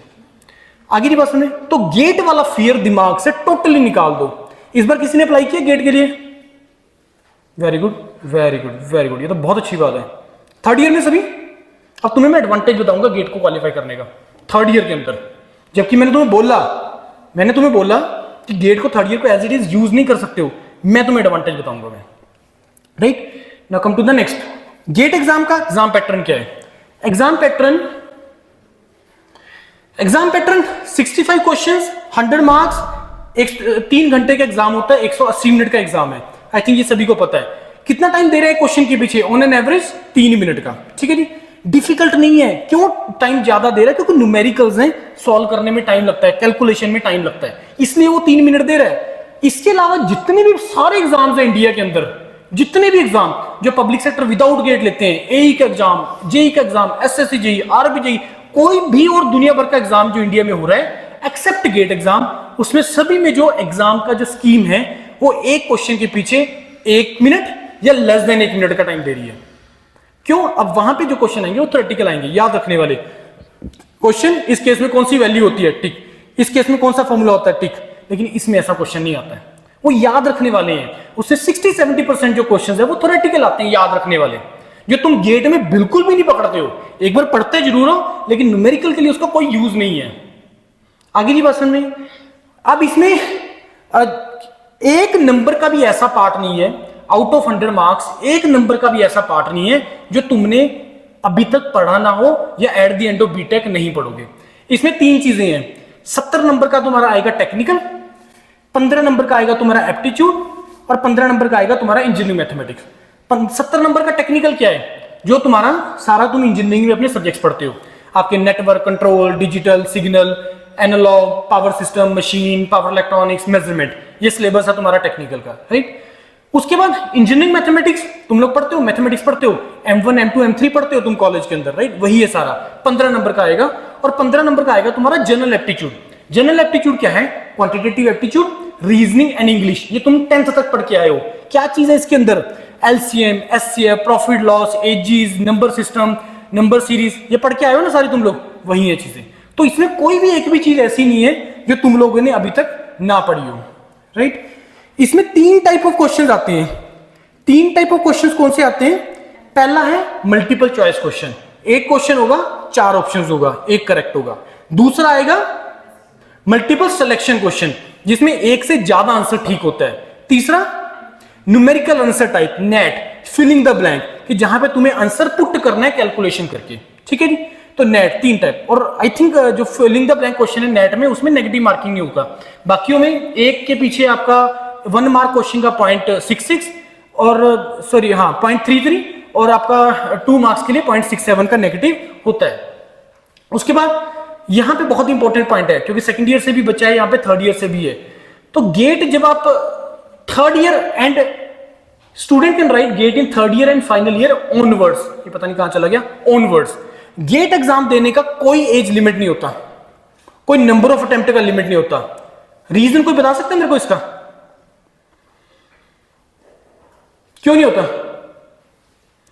गेट एग्जाम स्टार्ट क्यों हुआ था? For the higher studies. GATE exam when it started, कब स्टार्ट हुआ था गेट एग्जाम? 1982 में पहली बार हुआ था। पहले ये सब्जेक्टिव होता था, अब ये 3 टाइप ऑफ क्वेश्चंस में आ गए हैं, मतलब रफली ऑब्जेक्टिव जिसको आप बोल सकते हो। तो गेट एग्जाम एक्चुअली 2008 से पहले इससे सिर्फ हायर स्टडीज में एडमिशन लेने के लिए होता था, लेकिन 2008 के बाद 2009-10 ऑनवर्ड पब्लिक सेक्टर ने इसके थ्रू रिक्रूटमेंट करना स्टार्ट कर दिया। वहीं से इसका क्रेज बढ़ा बच्चों के अंदर जॉब के लिए, क्योंकि जॉब प्रायोरिटी होती है मेजोरिटी बच्चों का कि गेट के बाद बीटेक के बाद हमें जॉब मिल जाए, तो वो प्रायोरिटी होती है, राइट। तो third year final year onward आप लोग गेट के एग्जाम लिख सकते हो, कोई एज लिमिट नहीं, कोई नंबर ऑफ अटेम्प्ट का लिमिट नहीं। डेफिनेटली यस, जब तुम अप्लाई करते हो जॉब के लिए वहां पे एज लिमिट होता है। हायर स्टडीज में कोई एज लिमिट नहीं होता, एट द एज ऑफ 60 कर लो चाहे तुम एमटेक, कोई दिक्कत नहीं है। लेकिन तुम लोग जॉब के लिए, हर पब्लिक सेक्टर की अपनी रिक्वायरमेंट है, गवर्नमेंट जॉब का अपना एज लिमिट होता है, तो उसके अकॉर्डिंगली है। दूसरा 70-30 मैंने बता दिया। तीसरा भी मैंने बता दिया कि अगर तुम गेट क्वालिफाई कर लेते हो तो तुम्हारे पास मल्टीपल ऑप्शंस ओपन हो जाते हैं। चौथा, तुम्हारे पास यहाँ पे फिजिकल कैलकुलेटर अलाउड नहीं होता है, वर्चुअल कैलकुलेटर अलाउड होता है। आप उसकी ऐप वगैरह अपने प्ले स्टोर ऐप स्टोर से डाउनलोड कर सकते हो। गेट का जो स्कोर है ये 3 साल के लिए वैलिड होता है। अब ये पहला पॉइंट और 5वां पॉइंट लिंक्ड है। गेट का जो स्कोर है वो 3 साल के लिए वैलिड होता है, और स्टूडेंट जो है वो 2 गेट के एग्जाम लिख सकते हैं एट ए टाइम 1 ईयर में, ठीक है जी। आप लोग कौन से लिख सकते हैं वो भी मैं तुम्हें बता दूंगा, 2 कौन से पेपर लिख सकते हैं। अब पहला और 5वां पॉइंट क्यों लिंक्ड है? थर्ड ईयर में गेट देने का तुम्हें बेनिफिट, तुम लोग 6 सेमेस्टर में गेट का एग्जाम दे रहे हो, तो तुम लोग अगर क्वालिफाई कर लेते हो, तुम उस साल कहीं पे भी एलिजिबल नहीं हो अप्लाई करने के लिए। तुम लोग जब 8 सेमेस्टर में हो जाते हो, तो जब तुम्हारे उस टाइम पे फॉर्म्स आते हैं जिसमें वो लिखते हैं कि final year is eligible, then you can only write, then you can only apply for that. और हायर स्टडीज के लिए मैंने तुम्हें बता ही दिया, 3 साल के लिए अगर वैलिड है तो हायर स्टडीज में तो तुम डायरेक्टली 6 सेमेस्टर वाला गेट्स को यूज कर सकते हो। Now what about the job? क्योंकि जब तुम जॉब की बात करते हैं, पब्लिक सेक्टर जब रिक्रूटमेंट करता है गेट के through, majority of the public sector उसी साल के गेट स्कोर को कंसीडर करते हैं, उसी साल के गेट स्कोर को कंसीडर करते हैं। लेकिन due to the less number of students in the market, due to the backlog ना आ जाए, मेरा वो पॉइंट बीच में रह गया था पीजीसीआईएल सेल वाला, उसमें बैकलॉग आया था गेट 2023 में, शॉर्टलिस्टिंग हो गया, जितने प्रोपोर्शन में उन्होंने स्टूडेंट्स बुलाने थे बुला लिए, उनका GD GT case study interview हो गया, लेकिन एट द एंड उनके वो जो जितने नंबर ऑफ स्टूडेंट्स उन्होंने देखा था वो नहीं हुआ, फाइनल नहीं कर पाए, क्वालिफाई नहीं कर पाए। जैसे पीजीसीएल में जो इंटरव्यू है वो क्वालिफाइंग होती है, मिनिमम 35% मार्क्स तुम्हें इंटरव्यू में रिक्वायर्ड है। इसका मतलब क्या है? इसका मतलब ये कि अगर उसने रिजेक्ट मारना है ना किसी कैंडिडेट को, वो उससे कम मार्क्स दे देगा उसको। आ रही कि नहीं आ रही बात समझ? अगर उसको लगा भाई ऑल इंडिया रैंक सामने बैठा है मेरे, इंटरव्यू दे रहा है, ठीक है जी, मेरे को पता है ये ऑल इंडिया रैंक 1 है, अगर मैं इसको इंटरव्यू में 0 दे दूं तब भी इसके मेरिट के हिसाब से हाईएस्ट बन जाएंगे या ये क्वालिफाई कर जाएगा। बात आ गई समझ में? लेकिन मैंने इसको लेना है सेल्स मार्केटिंग के लिए, नहीं है भाई इसके अंदर स्किल, ये बोल ही नहीं पाता है, तो सेल्स मार्केटिंग कैसे करेगा इस कंपनी के लिए? अब मेरे को उसको रिजेक्ट मारना है, कैसे मारूंगा मैं वहां पे एक मिनिमम क्वालिफाइंग का क्राइटेरिया होता है, और ये हर पब्लिक सेक्टर में होता है, कहीं लिखते हैं कहीं नहीं लिखते हैं। आ रही है कि नहीं आ रही बात में? That is the reason why मैंने तुम्हें बोला पब्लिक सेक्टर प्राइवेट क्यों ग्रो कर रहे हैं, because they want right person for the right job. अब उसको रिजेक्ट अगर मारना है, उसको पता है कि अगर 15 नंबर का इंटरव्यू है, 35% निकाल लो, 15 नंबर का जितना भी बनता है 3.5 और ये हो गया एक 1.75, तो रफली 6 नंबर, तो 6 नंबर से अगर मैं कम इसको मार्क्स दे दूंगा तो ये आउट हो जाएगा, ये फाइनल मेरिट में इसका नाम ही नहीं आएगा। आ रही है बस में? तो इस तरीके से होता है। HPCL, Hindustan petroleum corporation limited, HPCL, ये विदाउट गेट लेता है, रिटर्न होगा, ग्रुप टास्क होगा, इंटरव्यू होगा। रिटर्न में उसमें क्वालिफाइंग लगाया हुआ है कि रिटन में टेक्निकल में 50% चाहिए मिनिमम, नॉन टेक्निकल में 50% चाहिए मिनिमम, फिर उसके बाद मेरिट बनेगा, फिर अगला राउंड होगा group task. Group task is again qualifying, कि अगर तुम जीटी क्वालिफाई नहीं कर पाओगे तुम इंटरव्यू भी नहीं दे पाओगे, and interview is again qualifying. अगर तुम इंटरव्यू अच्छा नहीं कर पाओगे तुम डीवी नहीं करवा पाओगे, डॉक्यूमेंट वेरिफिकेशन या मेडिकल नहीं होगा तुम्हारा। So they want right people for the right job. Secondly, और भी अच्छी चीज पता है क्या इसके अंदर, पब्लिक सेक्टर और प्राइवेट में, कि अगर उन्होंने 100 का रिक्रूटमेंट करना है ना, अगर उनको लगेगा 90 इस जॉब के लायक है वो 90 रखेगा, अगर उसको लगेगा कि 105 जॉब के लायक है वो 105 रख लेंगे। ये होता है, हर एडवर्टीजमेंट में लिखा होता है कि the number of vacancies which is mentioned here may increase और decrease as per the requirement, लिखा होता है हर में। अगली बात में, अब तुम्हें अपने आप को कैपेबल बनाना है नॉलेज वाइज और personality wise as per the requirement of the company. आपको चीजों को चेंज करना होता है इंटरव्यू के अंदर भी। एचपीसीएल सारा सेल्स मार्केटिंग के लिए रिक्रूटमेंट करता है, एचपीसीएल करता ही सेल्स मार्केटिंग है, क्लियर लिखा हुआ उसने वहां पे कि भी सेल्स मार्केटिंग का जॉब है, लेकिन पैकेज मिलेगा तुम्हें 18 लाख का। महारत्ना पब्लिक सेक्टर है, यही तो अट्रैक्ट करता है स्टूडेंट को। और बेनिफिट्स जो आपको अदर बेनिफिट्स हैं दैट आर ह्यूज। अब तुम्हें बेनिफिट क्या होता है थर्ड ईयर में, एक तो तुम हायर स्टडीज के लिए तुम अप्लाई कर ही सकते हो, ठीक है, गुड। अब बहुत सारे पब्लिक सेक्टर ऐसे हैं, due to the less number of students in the market, बहुत सारे पब्लिक सेक्टर और बहुत सारी ऑर्गेनाइजेशंस ऐसी हैं जिन्होंने पिछले 3 साल के गेट स्कोर को अलाउ कर दिया है, जिसने पिछले 3 साल के गेट स्कोर को अलाउ कर दिया है। एग्जांपल, कोल इंडिया लिमिटेड, एनटीपीसी, उसके बाद आपका इंटेलिजेंस ब्यूरो, उसके बाद आपका कैबिनेट सेक्रेटरीट, ऐसे डीआरडीओ, ऐसे बहुत सारे पब्लिक सेक्टर हैं जो पिछले 3 साल के गेट स्कोर को अलाउ कर देते हैं। आईएसआरओ पता कितने नंबर ऑफ टाइम इंटरव्यू के लिए बुलाता है एक सीट के पीछे, है किसी को आइडिया? 25 टाइम्स। एक बच्चे के पीछे 25 बच्चों को बुला रहा है इंटरव्यू के लिए, वो एक सीट के पीछे 25 बच्चों को। तो इट मींस कि उनको ये देखना है, मेरे को एग्जैक्ट बनता आइडेंटिफाई करना है जो इसे साइंटिस्ट बी की रिक्वायरमेंट को पूरा कर पाएगा। समझ में आ गई बात? तो हमें ना रिक्वायरमेंट, कोई भी एग्जाम, चाहे रिटन है, चाहे इंटरव्यू है, चाहे जीडी जीटी है, उसकी रिक्वायरमेंट को समझना बहुत इंपॉर्टेंट है, तब तुम अच्छा कर पाओगे। तो तुम्हें पहले पता होना चाहिए कि मेरे को क्या रास्ता तय करना है, उस रास्ते में क्या क्या प्रॉब्लम्स आएगी, तभी तो तुम अपने आप को मेंटली प्रिपेयर करके चलोगे ना उन चीजों को। गेट एग्जाम तुम जब at a time, GATE exam में पता है दिक्कत कब आती है, एट ए टाइम एक से पकड़ के चलोगे बहुत आसान लगेगा, लेकिन एंड में जब तुमने पेपर देने जाना तो सारे एग्जाम्स इकट्ठे होने हैं, वहां पे सारे पेपर को इकट्ठे तैयार करके जाना है। वहां पे चैलेंज आता है कि सारे एग्जाम्स को इकट्ठे मैं कैसे एग्जाम में ले जाऊंगा अपना वहां पे तैयार करके, ये चैलेंज करता है GATE examination. Now come to the job part. Private में गेट कैसे बेनिफिट देता है मैंने तुम्हें बता दिया। अब दूसरा आता है गवर्नमेंट में, मैंने तुम्हें बता दिया कि जो assistant engineer sub division officer का जो जॉब होता है गेट के थ्रू, बहुत सारे स्टेट्स ऐसी हैं जिसने गेट के थ्रू कर दिया। तीसरा आ जाता है पब्लिक सेक्टर। कोई मेरे को बता सकता है पब्लिक सेक्टर और प्राइवेट में पब्लिक सेक्टर और गवर्नमेंट जॉब में डिफरेंस क्या होता है? पब्लिक सेक्टर और गवर्नमेंट में डिफरेंस क्या है? हाँ जी, government is pure government, either state either centre. लेकिन पब्लिक सेक्टर में क्या होता है कि 51% जो शेयरिंग है वो सेंट्रल गवर्नमेंट का होता है, और रिमेनिंग जो शेयरिंग है वो किसी स्टेट का हो सकता है, किसी पब्लिक सेक्टर का हो सकता है, महारत्ना पब्लिक सेक्टर का हो सकता है, राइट। आपके banks, Punjab national bank, SBI, J&K bank, ये क्या है? ये सब पब्लिक सेक्टर हैं। आप देखना, बोर्ड देखना जाके, अब जाते में जाओगे ना तो देखना वहां पे लिखा होगा ए PSU अंडरटेकिंग। ये सब क्या है? Public sector. तभी तो सैलरीज बहुत हाई होती है एज कंपेयर टू गवर्नमेंट के, तभी तो हाई होती है इसके एज कंपेयर टू गवर्नमेंट के। गवर्नमेंट में एक असिस्टेंट इंजीनियर, मान लो सपोज आप अपनी स्टेट में असिस्टेंट इंजीनियर लगते हो, कितना सैलरी होगा? रफली 68-70 हजार के आसपास। पब्लिक सेक्टर में वहां से स्टार्ट हो रहे हैं 10 से 18 लाख। 3 कैटेगरीज में डिवाइडेड है, महारत्ना, मिनी रत्ना, नवरत्ना। महारत्ना, कितने महारत्ना है? अच्छा, टोटल पब्लिक सेक्टर कितने के इंडिया के अंदर रफली कितने हैं? अंदाजा बताओ। 5, 10, 15, 20, 25, 30, 40।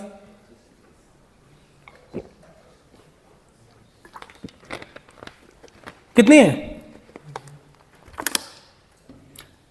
250 प्लस, 250 प्लस पब्लिक सेक्टर हैं, और जिसमें 100 प्लस पब्लिक सेक्टर ऐसे हैं जिसमें इंजीनियर का रिक्रूटमेंट होता है।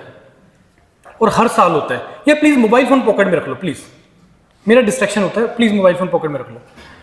तो 100+ पब्लिक सेक्टर है। अब इसमें आपको एंट्री कैसे मिलती है? दो तरीके से एंट्री मिलती है पब्लिक सेक्टर में। एक होता है विद गेट एग्जामिनेशन, एक होता है without GATE examination. Through GATE exam दे रहे हो, एक एग्जाम देना है गेट का, उसके बाद जो भी पब्लिक सेक्टर अपना एडवर्टाइजमेंट ओपन करेंगे तुम्हें अप्लाई करना है। अगर तुम्हारा उसमें मेरिट में आ गया तो अगला राउंड होगा। विदाउट गेट में, क्योंकि जब हम रिटन एग्जाम की बात करते हैं वो नॉलेज टेस्ट है, लेकिन जब हम इंटरव्यू जीडी-जीटी की बात करते हैं वो कम्युनिकेशन और पर्सनैलिटी चेक होता है, एंड टू फाइंड कि क्या ये पर्सन इस जॉब के लिए बना या नहीं बना। असिस्टेंट प्रोफेसर का इंटरव्यू और एक असिस्टेंट इंजीनियर का इंटरव्यू। अब मेरे को बताओ, अगर असिस्टेंट प्रोफेसर का इंटरव्यू है तो सबसे इंपॉर्टेंट क्या चीज होगा चेक करना? टीचिंग का असिस्टेंट प्रोफेसर का इंटरव्यू, तो सबसे इंपॉर्टेंट क्या चीज होगा इंटरव्यू में चेक करना? बोलो। उससे टीचिंग करवा के देखा जाए कि क्या वो चीजों को अच्छे से एक्सप्लेन कर पा रहे हैं, क्या वो बोर्ड मैनेजमेंट सही से कर पा रहे हैं, क्या कम्युनिकेशन उनका अच्छा है। ये चीजें मैटर करती हैं, ये चीजें चेक होती हैं टीचिंग के अंदर। लेकिन जब असिस्टेंट इंजीनियर का जॉब आएगा तो उसमें वो लिखवा के नहीं देखेगा, क्योंकि उसका नॉलेज इतना है, ठीक है, no check his personality and communication. क्योंकि जो असिस्टेंट इंजीनियर का जॉब है ये मैनेजमेंट वाला जॉब है, एडमिनिस्ट्रेशन वाला जॉब है। तो क्या ये कल को 10 बंदे हैंडल कर भी पाएगा कि नहीं कर पाएगा? इसका कम्युनिकेशन कैसे है?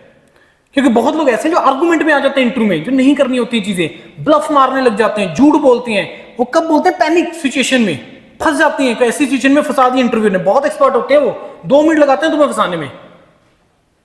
फंस गए तो तुम उस चक्कर में कुछ ना, अब हमें लगता है कि मेरे को आंसर तो करना पड़ेगा, तुम फंस जाते हो उस चक्कर में, राइट। ये चीजें चेक होती हैं इंटरव्यू के अंदर।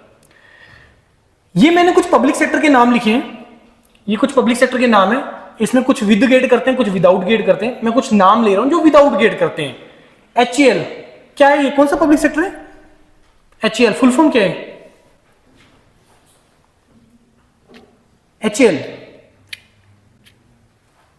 Hindustan aeronautical limited. ये विदाउट गेट रिक्रूटमेंट करते हैं। कितने पब्लिक सेक्टर महारत्न है इंडिया के अंदर? यार ये चीजें तुम पता होनी चाहिए, इंजीनियरिंग डोमेन से डील कर रहे हो तुम लोग, और प्राउड फील करना चाहिए you are into the engineering domain. क्योंकि इंजीनियरिंग डोमेन एक ऐसा डोमेन है जिसका सबसे बड़ा कंट्रीब्यूशन है किसी भी कंट्री की ग्रोथ में। मेरे को बता दो, लॉयर्स, इंजीनियर्स, डॉक्टर्स, किसका सबसे बड़ा कंट्रीब्यूशन है कंट्री की ग्रोथ में? इंजीनियर का। और तुम्हें उसको प्राउड फील करना चाहिए। और you can also contribute into that bye entering into these domains, your public sector and private. Government को मैं नहीं कंसीडर करता हूं, वो एक अलग चीज है, वो सर्विसेज के लिए है। गवर्नमेंट की एक अलग चीज है, उसको मतलब ठीक है तुम लोग ट्राई करो, गवर्नमेंट के लिए कोई मना नहीं है, लेकिन वो एक अलग चीज है। उसमें गवर्नमेंट को किसको ट्राई करना चाहिए वो भी मैं तुम्हें बताऊंगा। अदरवाइज दूसरी साइड पे अगर तुम पैसा कमाना चाहते हो, अगर तुम पूरी दुनिया घूमना चाहते हो, तुम्हें लगता है तुम्हारे अंदर कैपेबिलिटी है, तुम मेहनत करने को रेडी हो, एफर्ट करने को रेडी हो, और तुम करियर देख रहे हो, जॉब नहीं देख रहे हो, then private and public sector are for you.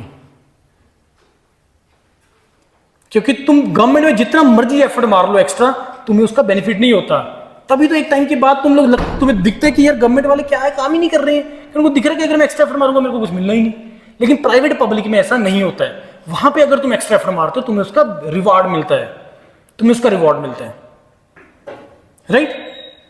13 public sector है महारत्ना जो इंडिया में है।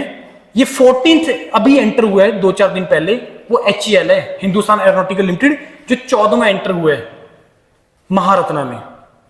क्या करता है HAL? क्या करता है HAL? हाँ जी,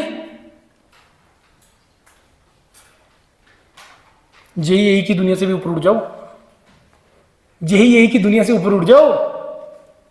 हिंदुस्तान एरोनॉटिकल लिमिटेड ये विदाउट गेट रिक्रूटमेंट करता है। ये हेलीकॉप्टर्स, फाइटर्स, बहुत सारी मिसाइल्स बनाते हैं ये। और क्यों इसको महारत्ना में ऐड किया? देखो महारत्ना में वो होता है जिसका जो प्रॉफिट है एक टर्नओवर है, एक नंबर से ऊपर चला जाता है, एक फिगर से ऊपर चला जाता है, वो महारत्ना में आते हैं। एक्सपोर्ट कर रहे हैं हम लोग आजकल, पता है आपको? अभी पीछे से 2-3 महीने पहले पता नहीं किस कंट्री के साथ एक डील साइन हुआ है कि इतने हेलीकॉप्टर्स, इतने फाइटर्स हम एक्सपोर्ट कर रहे हैं। कभी सपने में भी नहीं सोचा होगा आज से 20-25 साल पहले कि हम लोग एक्सपोर्ट कर देंगे। अभी भी हमारा स्पेशली डिफेंस सेक्टर में बहुत हद तक डिपेंडेंसी अदर कंट्रीज के ऊपर है। आप लोगों ने, चलो आपका तो एज इतना ज्यादा नहीं है, 15-20 साल पहले तक, 15 साल पहले तक रोड्स के ऊपर जो मिलिट्री के ट्रक होते थे ना, वो सारे रशियन थे, लेफ्ट हैंड ड्राइव। आज देखो टाटा महिंद्रा, इनके ट्रक दिखते हैं तुम्हें, दिखते हैं ना, तो इट मींस कोई तो रीजन है ना। और ये एक्सपोर्ट वाली स्टेज में आ गए हम लोग। पहले टाटरा होता था, टाटरा, वो सारे रशियन ट्रक थे, देखना पुराने पुराने बहुत बड़े बड़े दिखते हैं रोड्स के ऊपर आपको, वो सारे रशियन है। अब ये लगा लो उनका मोनोपोली था, इतना मोनोपोली था चीजों में कि उनको पता है इंडिया में राइट हैंड ड्राइव सिस्टम चलता है, और राइट हैंड बनाने को भी रेडी नहीं थे। ये बहुत चैलेंजेस थे नेशनल इंटरनेशनल लेवल पे। आप लोगों में से किसी ने रॉकेट बॉय सीरीज देखी है? रॉकेट बॉय सीरीज सभी लोग देखना, तुम्हें पता लग जाएगा कि ये जो ट्रांजिशन हुआ है ना चीजों का, कितने चैलेंजेस आए हैं उसके लिए। सभी देखना इसको, रॉकेट बॉयज, तुम्हें फील आएगा पूरा देखते हुए उसको कि यस ये चीजें होती हैं। ऐसी सीरीज देखा करो। क्या तुम देखते रहते हो, पता नहीं क्या कुछ देखते रहते हो। तो सही जगह पे एनर्जी लगाओ। एनर्जी हर किसी में है यार, उसको चैनलाइज करो सही तरीके से। और चैनलाइज तुम तभी कर पाओगे जब तुम्हें पता होगा कि मेरे को एफर्ट किस डायरेक्शन में लगाना है। यही प्रॉब्लम है। अब तुम्हें भी पता कैसे होगा, तुम उस दुनिया से बाहर ही नहीं निकल रहे हो यार, इंस्टाग्राम की, उस इंस्टाग्राम की दुनिया से बाहर निकलो, थोड़ा सा इस सोशल मीडिया की दुनिया से बाहर निकलो, एक्चुअल वर्ल्ड में जीना स्टार्ट करो। बहुत अच्छी है ये दुनिया, इससे कहीं ज्यादा अच्छी है, इससे कहीं ज्यादा अच्छी है। और इससे तुम्हें अपनी लाइफ के अंदर ठहराव मिलेगा। मैं कई बार ना अपने बेटे की लाइफ को और मैं अपनी लाइफ के साथ कंपेयर करता हूँ कि वो इस टाइम पे इतने ईयर का है, मैं अपने उस टाइम पे क्या करता होता था। उस टाइम पे लाइफ में ना एक ठहराव होता था कि दिन के अंदर पहले स्कूल चले जाना, स्कूल से आके फिर सो भी लेना, फिर ट्यूशन भी चले जाना, फिर शाम को खेल भी लेना फ्रेंड्स के साथ। मतलब एक दिन के अंदर इतनी एक्टिविटीज कर लेते थे। अब आप खुद सोच के देखो, आप एक दिन के अंदर क्या एक्टिविटी करते हो, खुद सोच के देखो अपने बारे में। 2-4 चीजें कर रहे हो, खाना खा लिया, मतलब खा लिया, पढ़ लिए और फोन, इसके अलावा कुछ नहीं है चौथा काम तुम्हारे पास। वो वीकली मंथली कुछ ना कुछ करते होंगे कि घूम फिर आए, वो ठीक है, लेकिन डेली बेसिस पे तुम्हें ऑटोमेटिकली तुम फोन रख दो एक साइड पे, ठीक है, तुम उसको यूज करो, इसके बिना आज के टाइम पे काम भी नहीं चलता है, लेकिन उसको पूरा टाइम मैनेज करो। तुम्हें दिख जाएगा यार जिंदगी अब स्लो हो गई है मेरी, मतलब नॉर्मल पेस पे चलने लगी है। अदरवाइज तो पता ही नहीं लगता टाइम का कैसे निकल जाता है, पता ही नहीं चलता टाइम का कैसे निकल जाता है, राइट। तो HAL without GATE, ISRO without GATE, BARC with and without GATE, HPCL without GATE, SJVNL without GATE, BL without GATE, BHEL without GATE, Bharat heavy electricals limited mass producer है तुम्हारा इलेक्ट्रिकल का। उसके बाद आपको आ जाए एयरपोर्ट अथॉरिटी ऑफ इंडिया में ATC का, एयर ट्रैफिक कंट्रोलर का। ये तो मैंने कुछ एक लिखे हैं, इसके अलावा बहुत सारे हैं। Bharat dynamics limited, Cochin shipyard limited, Goa shipyard limited, HPCL Rajasthan refinery limited, ऐसे बहुत बड़े नंबर है। NFL national fertiliser limited, RCFL Rashtriya chemical fertiliser limited, पता नहीं कितने नंबर में है। और मैं वो नाम बोल रहा हूं जिसमें इलेक्ट्रिकल का रिक्रूटमेंट होता है। इसमें मैं कोई भी ऐसा नाम नहीं ले रहा जिसमें इलेक्ट्रिकल की रिक्वायरमेंट नहीं होती है। हर किसी में इलेक्ट्रिकल की रिक्वायरमेंट है। मैकेनिकल तो इलेक्ट्रिकल का रिक्रूटमेंट मान के चलो 80% ऑफ द PSU ऐसे हैं जिसमें इलेक्ट्रिकल और मैकेनिकल की इंटेक होती है, चाहे कम हो चाहे ज्यादा, वो डिपेंड करता है उस पब्लिक सेक्टर में। अब BHEL है, इसमें इलेक्ट्रिकल और सिविल का ज्यादा है तो है, अब इसमें क्या कर सकते हैं। अब NIC नेशनल इंफॉर्मेटिक्स सेंटर, उसमें कंप्यूटर साइंस और इलेक्ट्रॉनिक्स एलिजिबल है तो है, उसमें बाकी ब्रांच एलिजिबल ही नहीं है। तुम क्या कर सकते हो, नहीं कुछ कर सकते हो। IOCL, उसमें इलेक्ट्रिकल, मैकेनिकल, केमिकल का सबसे ज्यादा रिक्रूटमेंट है, सो है, बाकियों का बहुत कम है। तो ये PSU टू PSU वेरी करता है, ठीक है जी। अब इनमें एंट्री कैसे मिलेगी, PSU के अंदर एंट्री कैसे मिलेगी। अब इसमें PSU में एंट्री के 2 तरीके, जैसे तुम्हें बताया, with GATE examination, without GATE examination. With GATE है तो तुम्हारा नॉलेज टेस्ट यहां पे हो गया, अदरवाइज तुम्हारा रिटर्न होगा। और उसका एग्जाम पैटर्न कैसा होगा मैंने तुम्हें बता दिया, एक क्वेश्चन के पीछे 1 मिनट या लेस देन 1 मिनट का टाइम, ठीक है जी। उसके बाद GD, GT, case study, interview. अब ये डिपेंड करता है PSU टू PSU, किसी में सब कुछ होगा, लाइक सेल सब कुछ करवाएगा। IOCL GD, GT, interview. उसके बाद power grid, GD and interview. और उसके बाद ONGC ओनली इंटरव्यू। ऐसे बहुत सारे जो ओनली इंटरव्यू लेते हैं। 2 ऐसे पब्लिक सेक्टर जो इंटरव्यू नहीं लेते हैं, कौन कौन सी है वो, Coal India Limited and NTPC। Coal India Limited और NTPC 2 ऐसे पब्लिक सेक्टर हैं जिसमें इंटरव्यू भी नहीं होता है। 35-40 नंबर के ऊपर direct DV, document verification. Reason for that दिमाग में आना चाहिए तुम्हारे, रीजन सर रीजन ऐसा क्यों है। रीजन ऐसा ये है, ये 2 ऑर्गेनाइजेशन ऐसी हैं, ऑल्दो दोनों महारत्न है, 15 लाख का पैकेज दे रही है, but the problem is health issues. In public sector में जाकर थोड़े हेल्थ इश्यूज आते हैं, तो बच्चा कोई भी वहां पे जाता है, साल 2 साल 3 साल तक ही सर्वाइव करता है। इन द मीन टाइम वो उसको शिफ्ट करने का सोचता है, राइट। दूसरा विदाउट गेट तुम्हें मैंने बता दिया, वहां पे रिटन होगा, तुम्हारा नॉलेज टेस्ट होगा, उसके बाद आपका पर्सनालिटी और कम्युनिकेशन से रिलेटेड है। Next come to the higher studies which is very important. मेरा मानना ये है, मैं हर प्रेजेंटेशन में बोल रहा हूं, everyone should go for the higher studies. BTech तक तुमने जो किया सो किया, मेरे को नहीं पता आपने अभी तक लाइफ को कितना एंजॉय किया है कि नहीं किया, लेकिन ये जो 2-4 साल इसके बाद अगर तुम हायर स्टडीज में एंटर करते हो और ऐसे इंस्टीट्यूट्स में एंटर करते हो जिसमें क्लास में कम से कम 20 प्लस स्टेट का बच्चा बैठा है, या किसी ऐसी क्लास में या किसी ऐसे कॉलेज में जहां पे इंडिया के ऑल 29 स्टेट्स का बच्चा बैठा है, या ऐसी क्लास में जहां पे डिफरेंट डिफरेंट कंट्रीज के बच्चे बैठे हैं, वो तुम्हारी पर्सनैलिटी में एक्चुअल में चेंज लाएगा। वो तुम्हारी पर्सनैलिटी में एक्चुअल में चेंज लाएगा। और वो मौका तुम्हें सिर्फ एक ही जगह पे मिलेगा, that is the higher studies after the BTech. Job में नहीं मिलेगा। जॉब में तो तुम फिर अपनी रूटीन में लग जाओगे, और इस भगवान ने एक ही लाइफ दी है, इसको पूरा एक्सप्लोर करो, पूरा एक्सप्लोर करो इसको जितना ज्यादा हो सकता है, इसको एंजॉय करो यार। बिलीव मी फ्रेंड्स, दिमाग में आ रहा होगा सर पैसा कहां से आएगा। मेरे को लग रहा है 1-2 साल होंगे जिसमें थोड़ा सा तुम्हें स्ट्रगल करना पड़ेगा, उसके बाद पैसे का कोई कमी नहीं है, मैं तुम्हें बताऊंगा। मैं कोई घर से पैसा लेने की रिक्वायरमेंट नहीं है, तुम लोग सेल्फ सस्टेन करोगे और बचाओगे अच्छा खासा पैसा, राइट। हायर स्टडीज करने के रीजन, सबसे पहला रीजन जो सबसे इंपॉर्टेंट है, that is the branding. Branding ये सबसे इंपॉर्टेंट है। सेम कंपनी तुम्हारे कॉलेज में आ रही है, सेम कंपनी आईटी रोपड़ जा रही है, सेम कंपनी एनआईटी हमीरपुर जा रही है, सेम कंपनी किसी और कॉलेज में जा रही है, बीटेक के स्टूडेंट्स को रिक्रूट कर रही है, क्या सेम पैकेजेस दे रही है सभी को?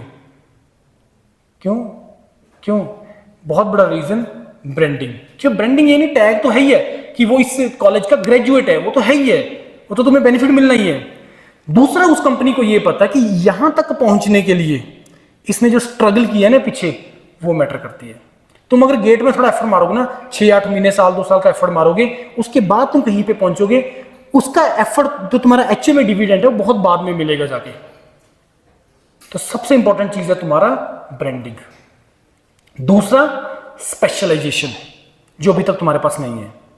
स्पेशलाइजेशन आज का नीड है इंडस्ट्रीज का, स्पेशलाइजेशन का आज का नीड है स्पेशलाइजेशन का। बैचलर लेवल पे प्लेसमेंट्स उतनी अच्छी नहीं है, मास्टर लेवल पे प्लेसमेंट बहुत अच्छी है, क्योंकि इंडस्ट्रीज को नीड स्पेशलाइज्ड पर्सन की है। पावर इलेक्ट्रॉनिक्स का स्पेशलाइजेशन, एआई का स्पेशलाइजेशन, उसके बाद कंट्रोल सिस्टम का स्पेशलाइजेशन, वीएलएसआई का स्पेशलाइजेशन, माइक्रो इलेक्ट्रॉनिक्स का स्पेशलाइजेशन, दे रिक्वायर पीपल। अब मेरे को बताओ, वीएलएसआई का बहुत ज्यादा चल रहा है इस टाइम पे, सेमीकंडक्टर इंडस्ट्रीज जो है बहुत अच्छा कर रही है इंडिया के अंदर। क्या वो इलेक्ट्रिकल इंजीनियर या इलेक्ट्रॉनिक्स इंजीनियर को रिक्रूट करेगी बीटेक लेवल पे, या मास्टर लेवल पे रिक्रूट करेगी जिसने वीएलएसआई में मास्टर्स किया है, या सेमीकंडक्टर डिवाइसेस में या इंटीग्रेटेड सर्किट्स में जिसने मास्टर्स किया है, उसको रिक्रूट करेगी। अब ये देखो कौन कौन से ऐसे सेक्टर्स हैं जो बहुत ज्यादा ग्रो कर रहे हैं और उनमें नीड क्या है, उसको आइडेंटिफाई करो और अपनी स्किल, अपनी जो ब्रांडिंग है उसके हिसाब से करो, तब वो तुम्हें रखेगा। ऐसे नहीं रखेगा कि मैं कल को जाके किसी बहुत बड़ी कंपनी में अप्लाई कर दूंगा, मेरे को रख लेगा, नहीं, ऐसा नहीं होता है। अनटिल अनलेस तुम्हारे पास ब्रांडिंग ना हो, स्पेशलाइजेशन ना हो और उसके रिक्वायरमेंट को पूरा ना किया जाए, कर रहे हो तुम्हारा प्रोफाइल, और रिक्वायरमेंट पूरी करनी होनी जरूरी है, राइट। अब हायर स्टडीज में 3 डोमेन है तुम्हारे पास, एक एमटेक का ऑप्शन है, एक एमएस का ऑप्शन है, एक डायरेक्ट पीएचडी का। एमटेक में तुम्हें जो असिस्टेंटशिप, दिस इज असिस्टेंटशिप 12,400 रुपए per month, this is assistantship 12,400 रुपए। यहां पे असिस्टेंटशिप 38,000 से लेके 80,000 तक वेरी करती है, राइट। अच्छा, मेरे को कुछ बता सकते हैं पैसे कहां से आ रहे हैं? गवर्नमेंट पैसा कहां से दे रही है? कहां से दे रही है पैसे गवर्नमेंट? ये टैक्सेस, टैक्सेस का पैसा है, इनकम टैक्स का, जीएसटी का नहीं, ये रिसर्च का है, रिसर्च। अब बोलोगे सर उसका कोई अलग से फंड्स होते हैं? नहीं। कैसे सिस्टम चलता है ध्यान से समझना। देखो, आप लोगों में से मोबाइल, वो आईफोन किसके पास है? आईफोन कर दो हाथ खड़ा, फिर क्या हो गया? कुछ नहीं बोलूंगा मैं। किसी के पास भी नहीं है, ओनली एक पूरी क्लास में, ज्यादा होने चाहिए। चलो मैं बताता हूं। आईफोन में अभी एक नया वर्जन आया iOS 18 का, उसमें एक नया ऐप उसके अंदर आया, that is the pass keys. Pass key, pass की में क्या होता है, मैं आपसे पूछूं कि अगर आप अपनी जीमेल सभी यूज करते हैं, मेल आईडी सभी यूज करते हैं, आप उसका पासवर्ड भूल गए हो, पासवर्ड भूल गए हो, उस डिवाइस में लॉगिन तो कर पा रहे हो क्योंकि सेव किया हुआ पासवर्ड, आपने जानना है वो पासवर्ड मैंने क्या रखा हुआ है, जान लोगे? समझ में आई प्रॉब्लम? प्रॉब्लम समझ में आई कि तुम रीसेट तो कर लोगे, फॉरवर्ड पासवर्ड करके रीसेट तो कर लोगे, लेकिन वो पासवर्ड जानना है मेरे को क्या है। ये ऑप्शन आया है अब नए iOS 18 के अंदर, जो नया इनका वर्जन आया है, उसमें एक पास की है, एक ऐप है, उसमें इस डिवाइस में तुमने जितने भी पासवर्ड सेव किए हुए हैं ना, वो दिखा देता कि तुमने पासवर्ड क्या रखा हुआ है, वो तुमने पासवर्ड क्या रखा हुआ है। लेकिन वो खुलता फेस आईडी से है, कहीं तुम्हें लगेगा मेरे फ्रेंड का, उससे पता करूंगा सारे पासवर्ड क्या है, ऐसे नहीं खुलेगी वो फेस आईडी से खुलती है। अब ये चीज मेरे को बताओ, ये ऐप बनाने के लिए छोटी सी रिसर्च कहां पे हुआ होगा, इनके एक्सपर्ट्स कहां पे होंगे? ये हमें लगता है छोटी सी चीज है, इतनी छोटी नहीं है चीजें, ये बहुत सिक्योरिटीज होती हैं। हर ऐप का अपना सिक्योरिटी है, हर ऐप का अपना सिक्योरिटी फीचर होता है। अब इसका एक स्पेशलाइज्ड बंदा, इस पर्टिकुलर डोमेन से रिलेटेड स्पेशलाइज्ड बंदा एप्पल में नहीं होगा, वो किसी यूनिवर्सिटी में होगा, MIT, कैम्ब्रिज, स्टैनफोर्ड, IIT, यहां पे हैं एक्सपर्ट अपनी अपनी डोमेन के। पावर इलेक्ट्रॉनिक्स का एक्सपर्ट, VLSI का एक्सपर्ट, माइक्रो इलेक्ट्रॉनिक्स का एक्सपर्ट कहां बैठे हैं? इंडस्ट्रीज में बैठे हैं? नहीं, IITs में बैठे हैं। क्यों है वो एक्सपर्ट? इंडस्ट्री में क्यों नहीं? क्योंकि जो इंडस्ट्री में लोग हैं, ठीक है, वो भी कर रहे हैं, एक अपनी डोमेन में काम कर रहे हैं, एक पर्टिकुलर चीज के ऊपर ही एफर्ट कर रहे हैं वो। लेकिन IITs में जो प्रोफेसर बैठे हैं, उसमें एक प्रोफेसर के अंदर पता नहीं कितने प्रोजेक्ट हैं उसी डोमेन से रिलेटेड, तो वो ज्यादा उस चीज में डील कर रहा है, ज्यादा नंबर ऑफ प्रोजेक्ट्स में डील कर रहा है। अब ऐसी प्रॉब्लम एप्पल क्या करेगा? एग्जांपल मैं इसी का ले रहा हूं कि वो देखेगा इस डोमेन का कौन सा प्रोफेसर है जो मेरे को दे सकता है, उस प्रोफेसर को ढूंढेगा, उसको बोलेगा ये काम हमें करना है, ऐसी एक ऐप बनानी है, ये पकड़ो 50 करोड़ रुपए और ये तुम्हारे पास 1 साल का टाइम। एप्पल है, USA बेस्ड है, डॉलर्स में बात करते हैं वो लोग। इंडिया के लिए लगेगा तुम्हें 50 करोड़ बहुत बहुत ज्यादा है, कुछ नहीं है 50 करोड़, और मैं तुम्हें अभी प्रूव करूंगा कि 50 करोड़ कुछ नहीं है, इतनी फंडिंग होती है। अब वो प्रोफेसर बोलेगा ठीक है डन, ठीक है, अब मेरे को बताओ क्या प्रोफेसर खुद उसके ऊपर काम करेगा प्रोजेक्ट पे? नहीं करेगा। कौन करेगा? बच्चे करेंगे जो उसके पास मास्टर्स या PhD के लिए आएंगे। लेकिन ये 50 करोड़ इंडिया में, अगर मैं इंडिया में बात करूं कि इंडिया में कोई ऐसा प्रोजेक्ट है, तो 50 करोड़ कहां जाएगा? MHRD के पास जाएगा। MHRD रिलीज करती है ये असिस्टेंटशिप। अब वो प्रोजेक्ट के लिए प्रोफेसर के पास ऐसे पता नहीं कितने प्रोजेक्ट्स आएंगे। अब हर प्रोजेक्ट में वो लेकिन गाइड कर सकता है बच्चों को कि तुम ऐसा करो, तुम इस प्रोजेक्ट के लिए ऐसा करो, वो गाइड करता रहेगा। करना काम बच्चों ने होता है। अब अल्टीमेटली 1 साल के बाद उसका सोल्यूशन निकल गया, ऐप बन गया, सब कुछ हो गया। अब मेरे को खुद सोच के बताओ इससे फायदा किसका हुआ? बच्चे का फायदा हो गया? हो गया कि नहीं हो गया? उसका PhD हो गया या मास्टर्स हो गया, प्रोफेसर का फायदा हो गया? हो गया, उसके रिज्यूमे में आ गया मैंने ये प्रोजेक्ट किया। उस IT का फायदा हो गया? यस, उसका भी हो गया। एप्पल का फायदा हो गया? यस, हो गया। अल्टीमेट फायदा किसका हुआ? सोसाइटी का, हर किसी का फायदा हुआ इसमें। तो ये जो प्रॉब्लम्स होती हैं जिसपे तुम्हें काम करना होता है, जिसके लिए तुम्हें गवर्नमेंट इतना असिस्टेंटशिप दे रही है, वो एक्चुअल में रियल वर्ल्ड प्रॉब्लम्स होती हैं। अदरवाइज कोई क्यों देगा तुम्हें इतना पढ़ने का पैसे? और दूसरा चीज, no doubt this is the need of the country also. They want specialised person, otherwise system रुक जाएगा। अभी इस टाइम पे ट्रबल क्या चल रहा है, जैसे मैंने तुम्हें बताया पब्लिक सेक्टर में सबसे ज्यादा रिक्रूटमेंट मैकेनिकल का है। मैकेनिकल का स्टूडेंट है नहीं मार्केट में, जो सारा मैन्युफैक्चरिंग सेक्टर है सारा मैकेनिकल पे डिपेंडेंट है, सारा मैकेनिकल पे डिपेंडेंट है, मेजॉरिटी मैकेनिकल और इलेक्ट्रिकल पे। इतना समझ में पा रहे कि नहीं चीजें? ISRO के अंदर, BARC में, DRDO में मेजॉरिटी तुम्हारे मैकेनिकल, इलेक्ट्रिकल और नो डाउट बाकी अदर डोमेन भी है, लेकिन ये मेजॉरिटी होता है इसके अंदर। तो अगर मार्केट में स्टूडेंट ही नहीं होंगे, स्टूडेंट है लेकिन वो कैपेबल नहीं है, जिनको रखेंगे नहीं, वो पता है वो नहीं कर पाएगा रिसर्च, इसका एक्यूमन है ही नहीं, इसका डोमेन है ही नहीं रिसर्च का, वो नहीं रखेगा तुम्हें वो। तो इसलिए हमें भी ये भी आइडेंटिफाई करना जरूरी है कि मैं किस चीज के लिए बनाऊं। उसके लिए तुम्हें कोई बता नहीं पाएगा कि मैं अगर तुम्हें पूछूं तुम्हारा इंटरेस्ट किस डोमेन में, नहीं बता पाओगे। मैं बता रहा हूं तुम्हें, मैं 100 में से एक आध होगा जिसने पूरा अपने आप को एक्सप्लोर कर लिया होगा कि मेरा डोमेन, मेरा इंटरेस्ट किस डोमेन में। अब तुम कैसे आइडेंटिफाई कर पाओगे? तुम्हें बस करना स्टार्ट कर दो, अलग अलग चीजों में एक्सप्लोर करना स्टार्ट कर दो, तुम्हें ऑटोमेटिक पता चलेगा। कैसे पता चलेगा? ये चीज करके मेरे को मजा आ रहा है, मेरा इंटरेस्ट बन रहा है इस चीज में, इस चीज को करने के लिए मैं ना टाइम देख रहा हूं ना मैं पैसा देख रहा हूं, लेकिन मैं कर रहा हूं, मेरे को मजा आ रहा है इसको करके। ये होता है करियर। जॉब होती है मजबूरी में कर रहे हो, 8 घंटे का काम, ना उसके पहले अवेलेबल ना उसके बाद अवेलेबल, 2 दिन छुट्टी है, फोन ही नहीं उठाना, ऑफिस से जितना मर्जी बच जाए। करियर वो चीज होती है जिसमें ना तुम टाइम देखते हो ना तुम पैसा देखते हो, तुम अवेलेबल हो ऑलवेज। और ये तभी तुम कर पाओगे जिस डोमेन में तुम काम कर रहे हो, अगर तुम उस चीज को एंजॉय कर रहे हो और वो तुम्हारी कप ऑफ टी है, तभी कर पाओगे, अदरवाइज नहीं कर पाओगे। आगे की बात समझ में ये right. Now come to the management. मे भी आप लोगों में से बहुत बच्चों ने सोचा होगा कि मेरे को कैट का एग्जाम देना और मेरे को एमबीए करना है, right? You can do the management courses, MBA, PGDM, ये तुम कर सकते हो through the GATE examination. Each and every IIT, each and every NIT having the management courses. हर आईआईटी, हर एनआईटी में management courses are there. Entry कैसे मिल रही है? गेट के थ्रू. डाउट मत लाना क्वेश्चन मार्क कि सर प्लेसमेंट कैसा होगा. दी बेस्ट प्लेसमेंट है. डाउट मत लाना, जो मैं यहां पे चीजें बोल रहा हूं डाउट मत लाना कि सर तो ऐसे ही बता गए, ऐसा नहीं है. जितनी मैं तुम्हें ऑप्शन बता रहा हूं वो दी बेस्ट ऑप्शंस हैं जिससे तुम्हें करियर मिलेगा. So each and every IIT, each and every NIT having the management courses जहां पे प्लेसमेंट्स दी बेस्ट है. और उसमें हर क्लास में हर ब्रांच का बच्चा बैठा है. और जो जिस डोमेन में तुम्हारा एक्सपर्टीज होगा that will be like supply chain management, industrial management, ये डोमेन्स होती हैं हायर स्टडीज का जब तुम गेट के थ्रू किसी मैनेजमेंट इंस्टीट्यूट में एंटर कर रहे हो. Similarly you can enter into the IIMs. IIMs में भी एंटर कर सकते हो through the GATE examination which is called the FPM programme, fellowship programme in management, FPM programme. Now come to the foreign universities. World में 4 universities हैं जो GATE के through masters के लिए एंट्री लेते हैं. है किसी को आइडिया? अच्छा, कितने लोगों का ड्रीम है अब्रॉड जाना है पढ़ने के लिए? पढ़ने के लिए अगर मैं बोलूंगा खर्चा 1.5-2 लाख से ज्यादा नहीं है.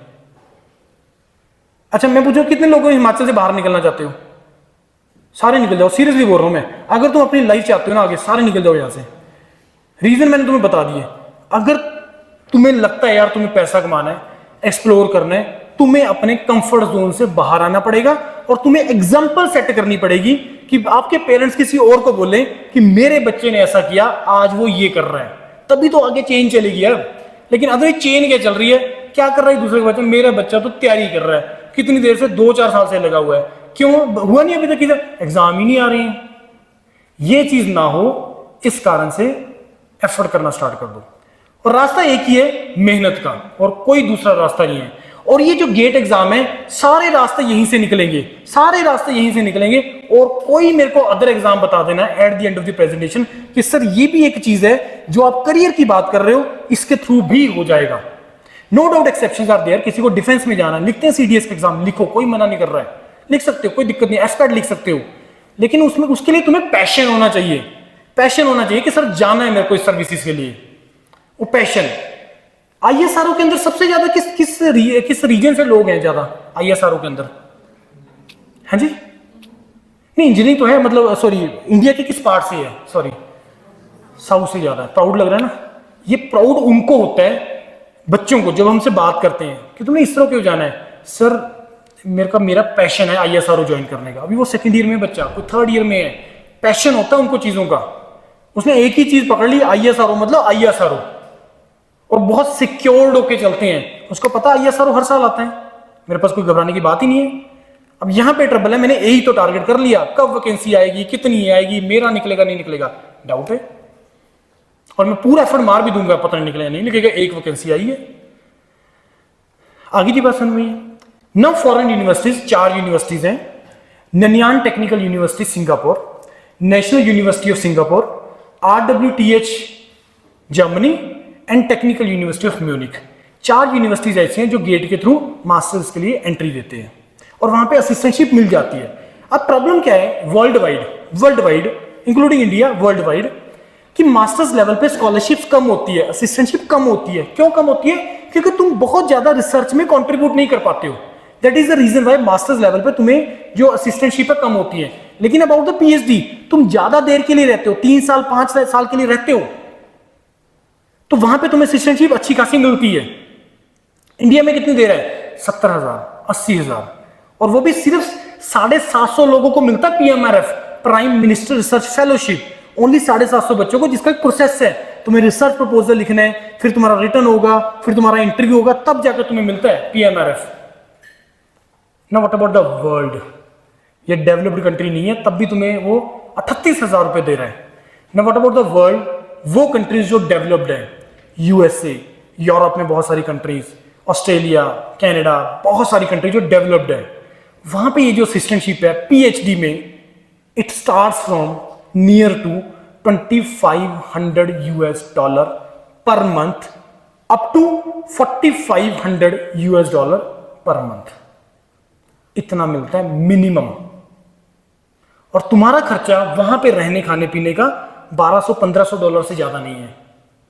तुम लोग आराम से मिनिमम $800 सेव कर पाते हो, और तुम्हारा खर्चा 1200 से 1500, और तुम्हारा जाने का खर्चा 1.5 से मैक्सिमम 2 लाख, जिसमें मैं एयर टिकट मिला रहा हूं।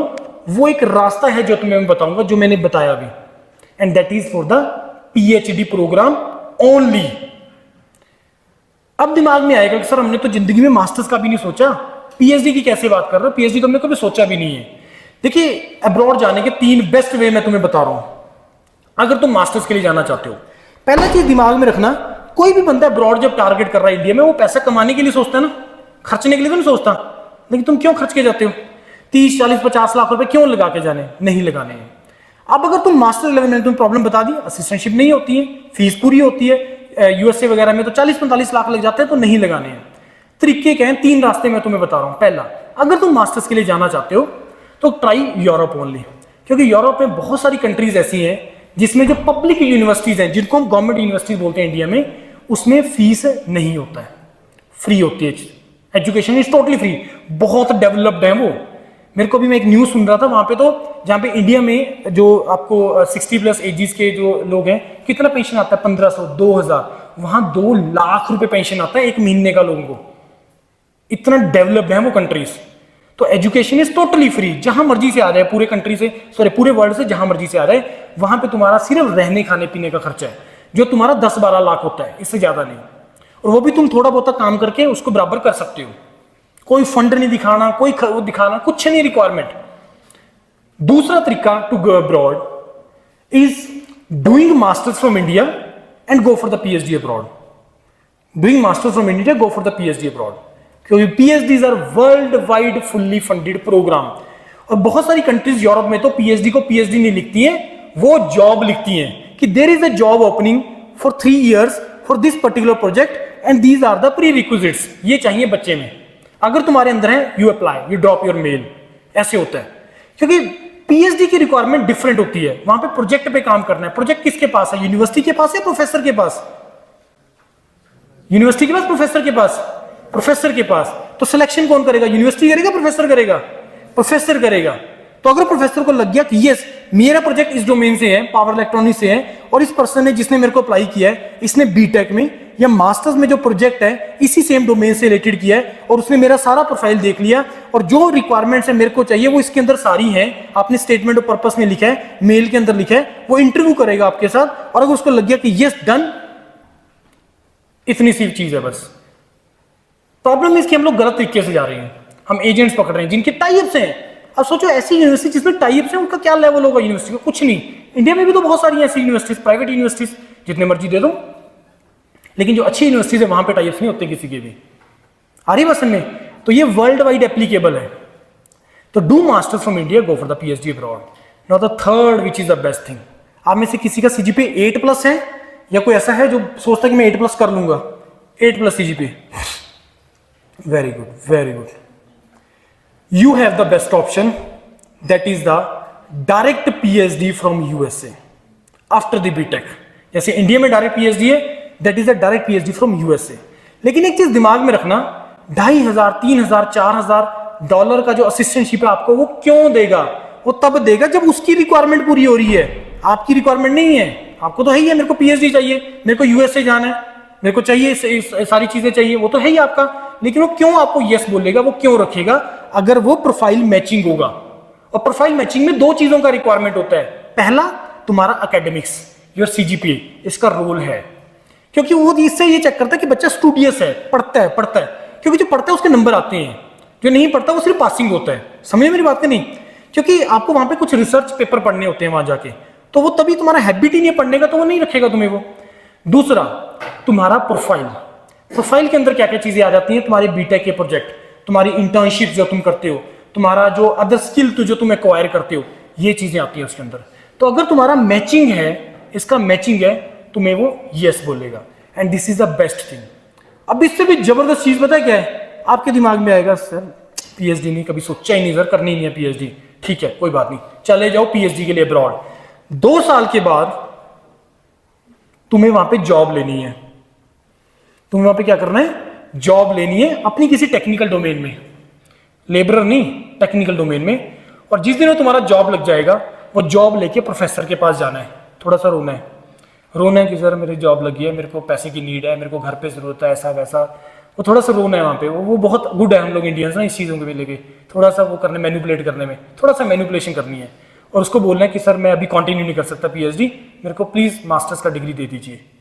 क्योंकि वो बहुत जेन्युइन होते हैं, बहुत जेन्युइन होते हैं। वो मान के चलेगा कि ठीक है, जो तू तेरी जेन्युइनली ये प्रॉब्लम है, लेकिन अगर तुमने तो रास्ता कोई और अपनाया, तो तुम्हें प्रोफेसर यस बोल देगा कि तुम मास्टर्स की डिग्री लेके आउट।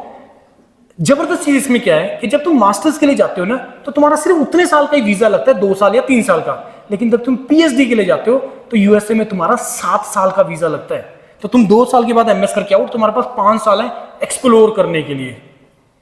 जितना मर्जी एक्सप्लोर करो। यूएसए इसका वर्ल्ड का सबसे जबरदस्त इकोनॉमी है, और टारगेट यूएसए ओनली, अगर तुम टारगेट कर रहे हो बाहर जाने का। और खर्चा तुम्हारा 1.5-2 लाख से ज्यादा नहीं आएगा। वीजा इंटरव्यू के लिए जाओगे, पूछेगा क्या करने जा रहे हो, सर मैं एक प्रोजेक्ट के लिए जा रहा हूँ, इस प्रोफेसर के अंडर जा रहा हूँ, ये रहा उसका अप्रूवल, मेरा एडमिशन हो चुका है और मेरे को इतना असिस्टेंटशिप मिलेगा। क्योंकि उसको पता है प्रॉब्लम्स कहाँ पे आती है, जब उसको पता है ये 8 महीने के कोर्स में जा रहा है, 10 महीने के कोर्स में जा रहा है, for the sake of going जा रहा है, जो नॉर्मली कर रहे हैं बच्चे पंजाब में या हरियाणा में, या में भी अब बहुत हद तक हिमाचल में भी ये चीज एंटर हो चुकी है। हम लोग सिर्फ जाने के लिए जा रहे हैं, एजेंट्स को पकड़ रहे हैं। उसको पता है वीजा इंटरव्यू को कि जो इंटरव्यू ले रहा है कि ये किस पर्पज से जा रहा है, लेकिन स्टिल वो चीजें को चेक करता है, फॉर्मेलिटी तो करनी है उसमें। लेकिन जब आपका वो इंटरव्यू लेगा कि सर ये प्रोजेक्ट, अब उसको पता है ये किसी एक प्रोजेक्ट के लिए जा रहा है और ये प्रोफेसर की नीड है, इसका तो चलो अपने पढ़ने के लिए जा रहा है, ये प्रोफेसर की भी नीड है, and he is the right candidate for that professor, उनको पता होता है, डन। बाकी सारी चीजें फॉर्मेलिटी है, बाकी सारी चीजें फॉर्मेलिटीज होती है। आ रही है कि नहीं आ रही बात में? So this is the best way you can do the things abroad. देना 2-4 साल, अगले 2-4 साल, आज से अगले 2-4 साल अगर तुमने स्ट्रगल कर लिया, मेहनत कर लिया, उसके बाद जिंदगी बहुत आसान है। लेकिन आज से अगर 2-4 साल तुमने अगर नहीं एफर्ट किया, तो पूरा लाइफ स्पॉइल कर बैठोगे अपने। ये नहीं करना है हमें, ये नहीं करना है। चीजें आ रही है कि नहीं आ रही समझ में? आ रही कि नहीं आ रही समझ में? तो ऐसे हमें जो है अपनी लाइफ को आगे प्रोसीड करना है, जस्ट प्रोसीजर फॉलो करना है हमें, प्रोसीजर फॉलो करना है, रिचुअल फॉलो करना है हमें। 3rd ईयर में क्या लिखने के बेनिफिट है मैं तुम्हें बता दिया, वाई हायर स्टडीज मैंने तुम्हें बता दिया। अदर एग्जामिनेशन, इस एग्जाम का नाम सुने, इंजीनियरिंग सर्विसेज एग्जामिनेशन, सुने इसके बारे में? ईएससी। क्या क्या अभी चेंज हुआ है इसके अंदर? क्या चेंज हुआ है इसके अंदर अभी? है कोई आइडिया? इंस्टा पे बताइए नहीं किसी ने? हैं? इसकी थोड़ी सी स्टोरी बताता हूं। इंजीनियरिंग सर्विसेज में बहुत सारे डिपार्टमेंट्स हैं, जैसे सबसे इंपॉर्टेंट रेलवेज, फिर आपका सेंट्रल पावर, उसके बाद आपका military engineering services, skill development से रिलेटेड, ऐसे बहुत सारे डिपार्टमेंट्स हैं जिसमें जो असिस्टेंट डायरेक्टर का जो इंटरव्यू है, असिस्टेंट डायरेक्टर का जो पोस्ट है, वो इंजीनियरिंग सर्विसेज के थ्रू होता है। और उसमें जो सबसे बड़ा जो क्रेज होता है ना बच्चों का इंजीनियरिंग सर्विसेज लिखने के लिए, that is the railways. Railway रफली 500-600 के आसपास वैकेंसी आता है इसका। लेकिन 2019 में क्या हुआ, इंजीनियरिंग सर्विसेज के रेलवे की वैकेंसीज को निकाल दिया, सीटें ऑलमोस्ट हाफ पे आ गई, क्योंकि रेलवे का रफली 50% कॉन्ट्रीब्यूशन होता है, तो वहां से रेलवे निकाल दिया। अब उन्होंने बोला गवर्नमेंट ने कि जो रेलवे की जो वैकेंसी है वो अब आईआरएमएस के थ्रू होगा, इंडियन रेलवे मैनेजमेंट सर्विसेज, मतलब उन्होंने टेक्निकल सर्विस जॉब्स को भी मैनेजमेंट सर्विसेज में डाल दिया। ठीक है, बच्चों का बहुत ज्यादा क्रेज कम हो गया इंजीनियरिंग सर्विसेज को लेके। अब क्या किया है, 5 अक्टूबर को रेलवेज दोबारा से एंटर हो गया इंजीनियरिंग सर्विसेज में, और बच्चों में क्रेज दोबारा से आ गया है। और ये क्रेज तुम्हारे अंदर भी होना चाहिए if you want to be an IES officer in railways. That is exam is engineering services examination. Engineering services examination 3 stages में पेपर होता है, prelims, mains, personality test. UPSC में ये यूपीएससी कंडक्ट करवाता है, engineering services exam UPSC conduct करवाता है। अब आपको पता है जो यूपीएससी वही एग्जाम्स को कंडक्ट करवाता है जो बहुत ही ज्यादा वैल्यूएबल है, जो पोस्ट, जैसे IAS civil services examination, engineering services examination, ऐसे बहुत सारे एग्जाम को यूपीएससी कंडक्ट करवाता है। अब इसमें 3 स्टेजेस हैं, prelims, mains and interview. Prelims में 2 पेपर होते हैं, paper 1, paper 2। Paper 1 is common for all branches. इसमें 10 टॉपिक होते हैं सिलेबस के, इसको बोलते हैं वो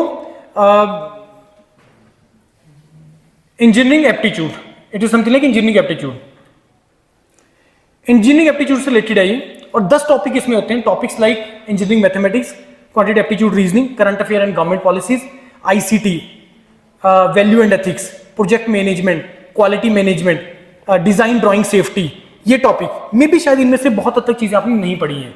मटेरियल साइंस में कुछ चीजें तुम लोग पढ़ते हो, बहुत कम चीजें जो तुमने इसमें पढ़ी हैं। तुमने क्वांट रीजनिंग पढ़ा है, मैथ पढ़ा है, मटेरियल साइंस का कुछ पार्ट पढ़ा है, बस यही चीजें पढ़ी हैं तुम लोगों ने। मे भी कुछ मैनेजमेंट के सब्जेक्ट्स अगर तुमने पढ़े हैं बीटेक में, अगर तुम्हें करवाते हैं यहाँ पे क्वालिटी से रिलेटेड या प्रोजेक्ट मैनेजमेंट से रिलेटेड, इंडस्ट्रियल मैनेजमेंट वगैरह या वैल्यू एथिक्स से रिलेटेड, अगर तुम्हें वो करवाते हो तो तुम्हें पता होगा इनके बारे में। अदरवाइज ये कॉमन होता है सभी के लिए। फिर होता है paper 2। Paper 2 is a technical paper branch के हिसाब से, and that is the objective paper. वो ऑब्जेक्टिव पेपर होता है। तो जो प्रीलिम्स क्वालिफाई करेगा वो जाएगा मेंस में।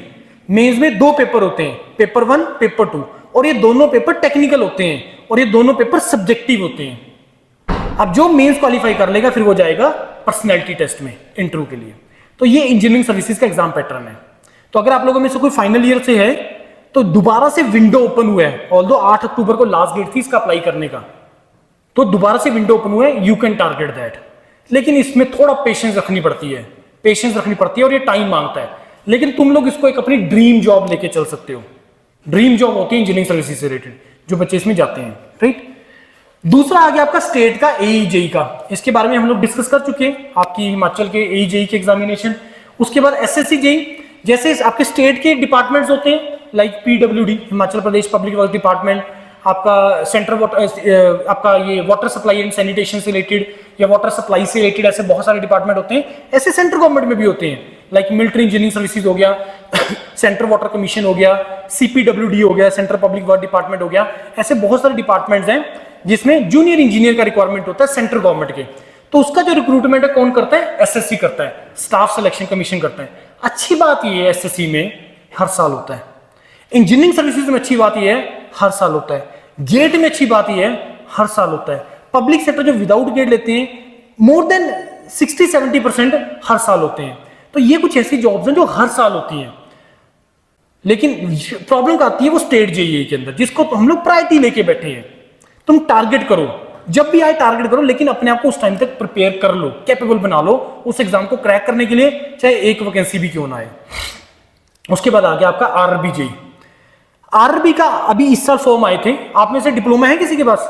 डिप्लोमा इलेक्ट्रिकल भरा था? आरआरबी भरा हुआ? आरआरबी तैयारी कर रहे हो? Very good. आरआरबी में क्या है, पिछली बार रिक्रूटमेंट हुआ था 2018 में, राइट। 18 के बाद आ गया 24 में।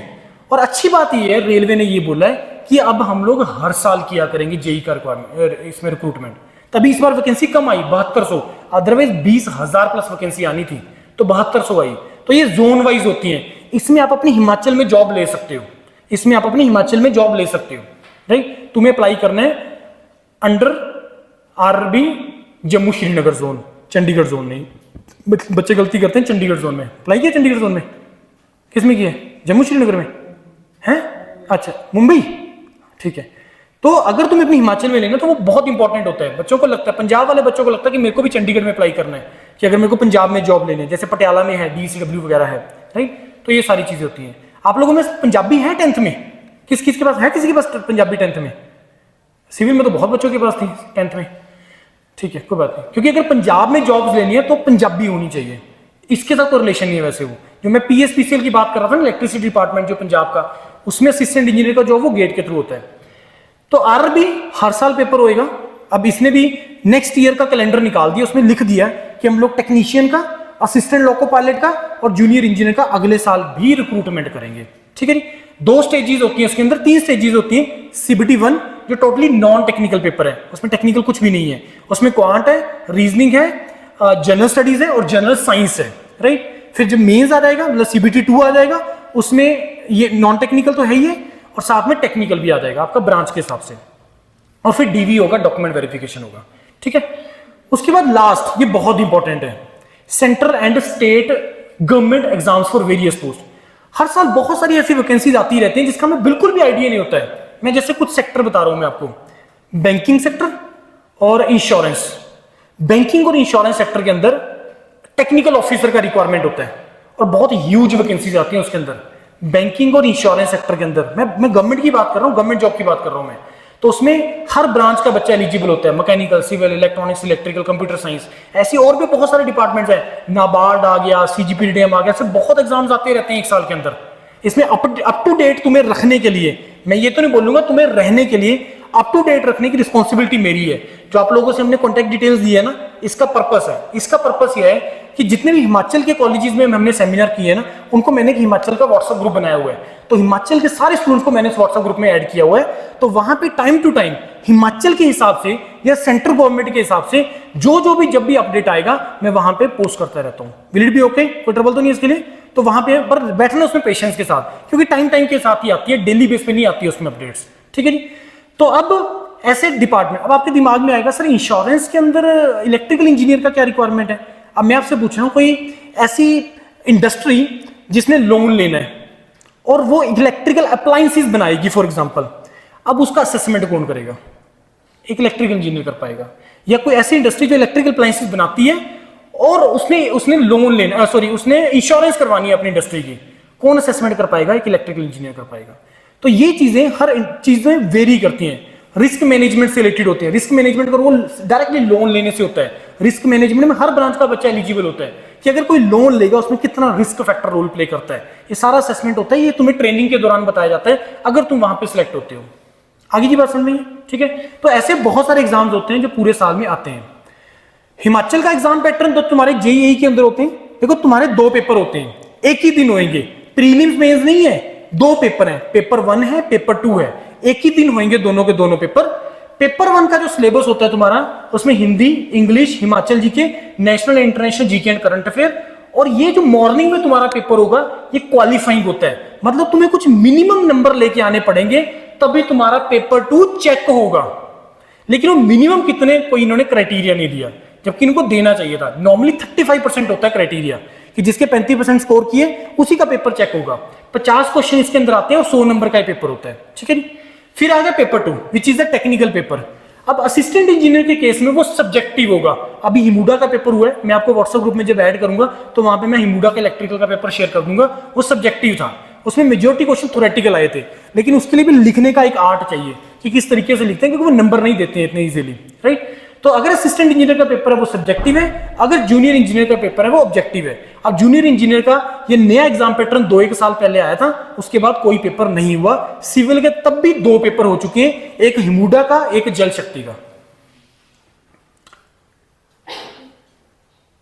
हाँ, ये हमने 2 गेट पेपर की बात की थी। 2 गेट पेपर तुम कौन से दे सकते हो? देखो अगर तुम इलेक्ट्रिकल पहला पेपर रखते हो, देखो देने को तो तुम गेट का पेपर कोई मर्जी दे लो, कोई रोक टोक नहीं है, मैकेनिकल से दे लो, सिविल से, जो मर्जी दे लो। ट्रबल आती है जब तुम अप्लाई करते हो बाद में, चाहे हायर स्टडीज की बात करें, चाहे हम जॉब्स के लिए बात करें। अगर तुम पब्लिक सेक्टर टारगेट कर ले, ध्यान से सुनना, में कुछ गेट ऐसे पेपर होते हैं जिसमें तुम्हारा मार्क्स लाने ईजी होते हैं, रैंक भी अच्छा आ जाता है उसमें, लेकिन वो कहीं पे भी एलिजिबल नहीं होते तुम, खास करके पब्लिक सेक्टर में। अगर तुम पब्लिक सेक्टर टारगेट कर रहे हो गेट के थ्रू, तो तुम्हारा जिस डोमेन में बीटेक है उसी डोमेन में तुम्हारा गेट होना चाहिए। अगर तुम्हारा बीटेक इन इलेक्ट्रिकल है तो GATE should be in electrical only. अब तुम अगर पहला पेपर गेट का इलेक्ट्रिकल करते हो तो दूसरा तुम कौन सा पेपर रख सकते हो? डीए एक पिछले साल ही पेपर स्टार्ट हुआ है, which is the data science and artificial intelligence. DA का पेपर दे सकते हो, इलेक्ट्रॉनिक्स में पेपर दे सकते हो, इंस्ट्रूमेंटेशन में पेपर दे सकते हो, और पीएच इज द फिजिक्स में तुम पेपर इसमें दे सकते हो। प्रिपरेशन स्ट्रेटेजी बहुत सिंपल है, मैंने तो क्लियर कर दिया है। पहले तुम्हें उस पेपर को एनालिसिस करना है, जो भी तुम एग्जाम टारगेट कर रहे हो उसका एनालिसिस। और एनालिसिस कहां से होता है? प्रीवियस ईयर क्वेश्चन से। वहीं से एनालिसिस होगा कि इसमें किस टाइप के क्वेश्चन आ रहे हैं, न्यूमेरिकल ज्यादा आ रहा है, थ्योरेटिकल ज्यादा आ रहा है, किस सब्जेक्ट से ज्यादा आ रहा है, किस सब्जेक्ट को मेरे को ज्यादा वेटेज देनी है, इंपॉर्टेंस देनी है। ये चीजें बहुत ज्यादा इंपॉर्टेंट है, तो एनालिसिस करना बहुत ज्यादा जरूरी है। उसके बाद कंसेप्ट, उसके हिसाब से फिर preparation, concept previous year question के हिसाब से प्रिपरेशन। और ये जो लास्ट पॉइंट मैंने लिखा है यहां पे, यूटिलाइज इंटर्नशिप पीरियड। होएगा ना आपका 8वें सेमेस्टर में ट्रेनिंग, क्या करोगे उस टाइम पे? लद्दाख घूमने जाओगे ना, मेरे को भी लेके चलना है, घूमोगे ना 6 महीने, पता आप लोग वेस्ट कर देते हो 6 महीने, बहुत इंपॉर्टेंट होते हैं, बहुत इंपॉर्टेंट होते हैं, तुम लोग उसको वेस्ट कर देते हो। अब करना क्या है, मैं ये नहीं बोलूंगा इसको नहीं सीरियसली लेना है, क्योंकि सीरियस तुम्हें लेना पड़ेगा, क्योंकि कहीं पे भी तुम्हारा इंटरव्यू होगा ना, वहां पे तुम्हारे वो प्रोजेक्ट और इंटर्नशिप के बारे में पूछता है। लेकिन हमें 6 दिन जाने का रिक्वायरमेंट नहीं है, हम लोग आज बहुत स्मार्ट हैं, बहुत कैपेबल हैं।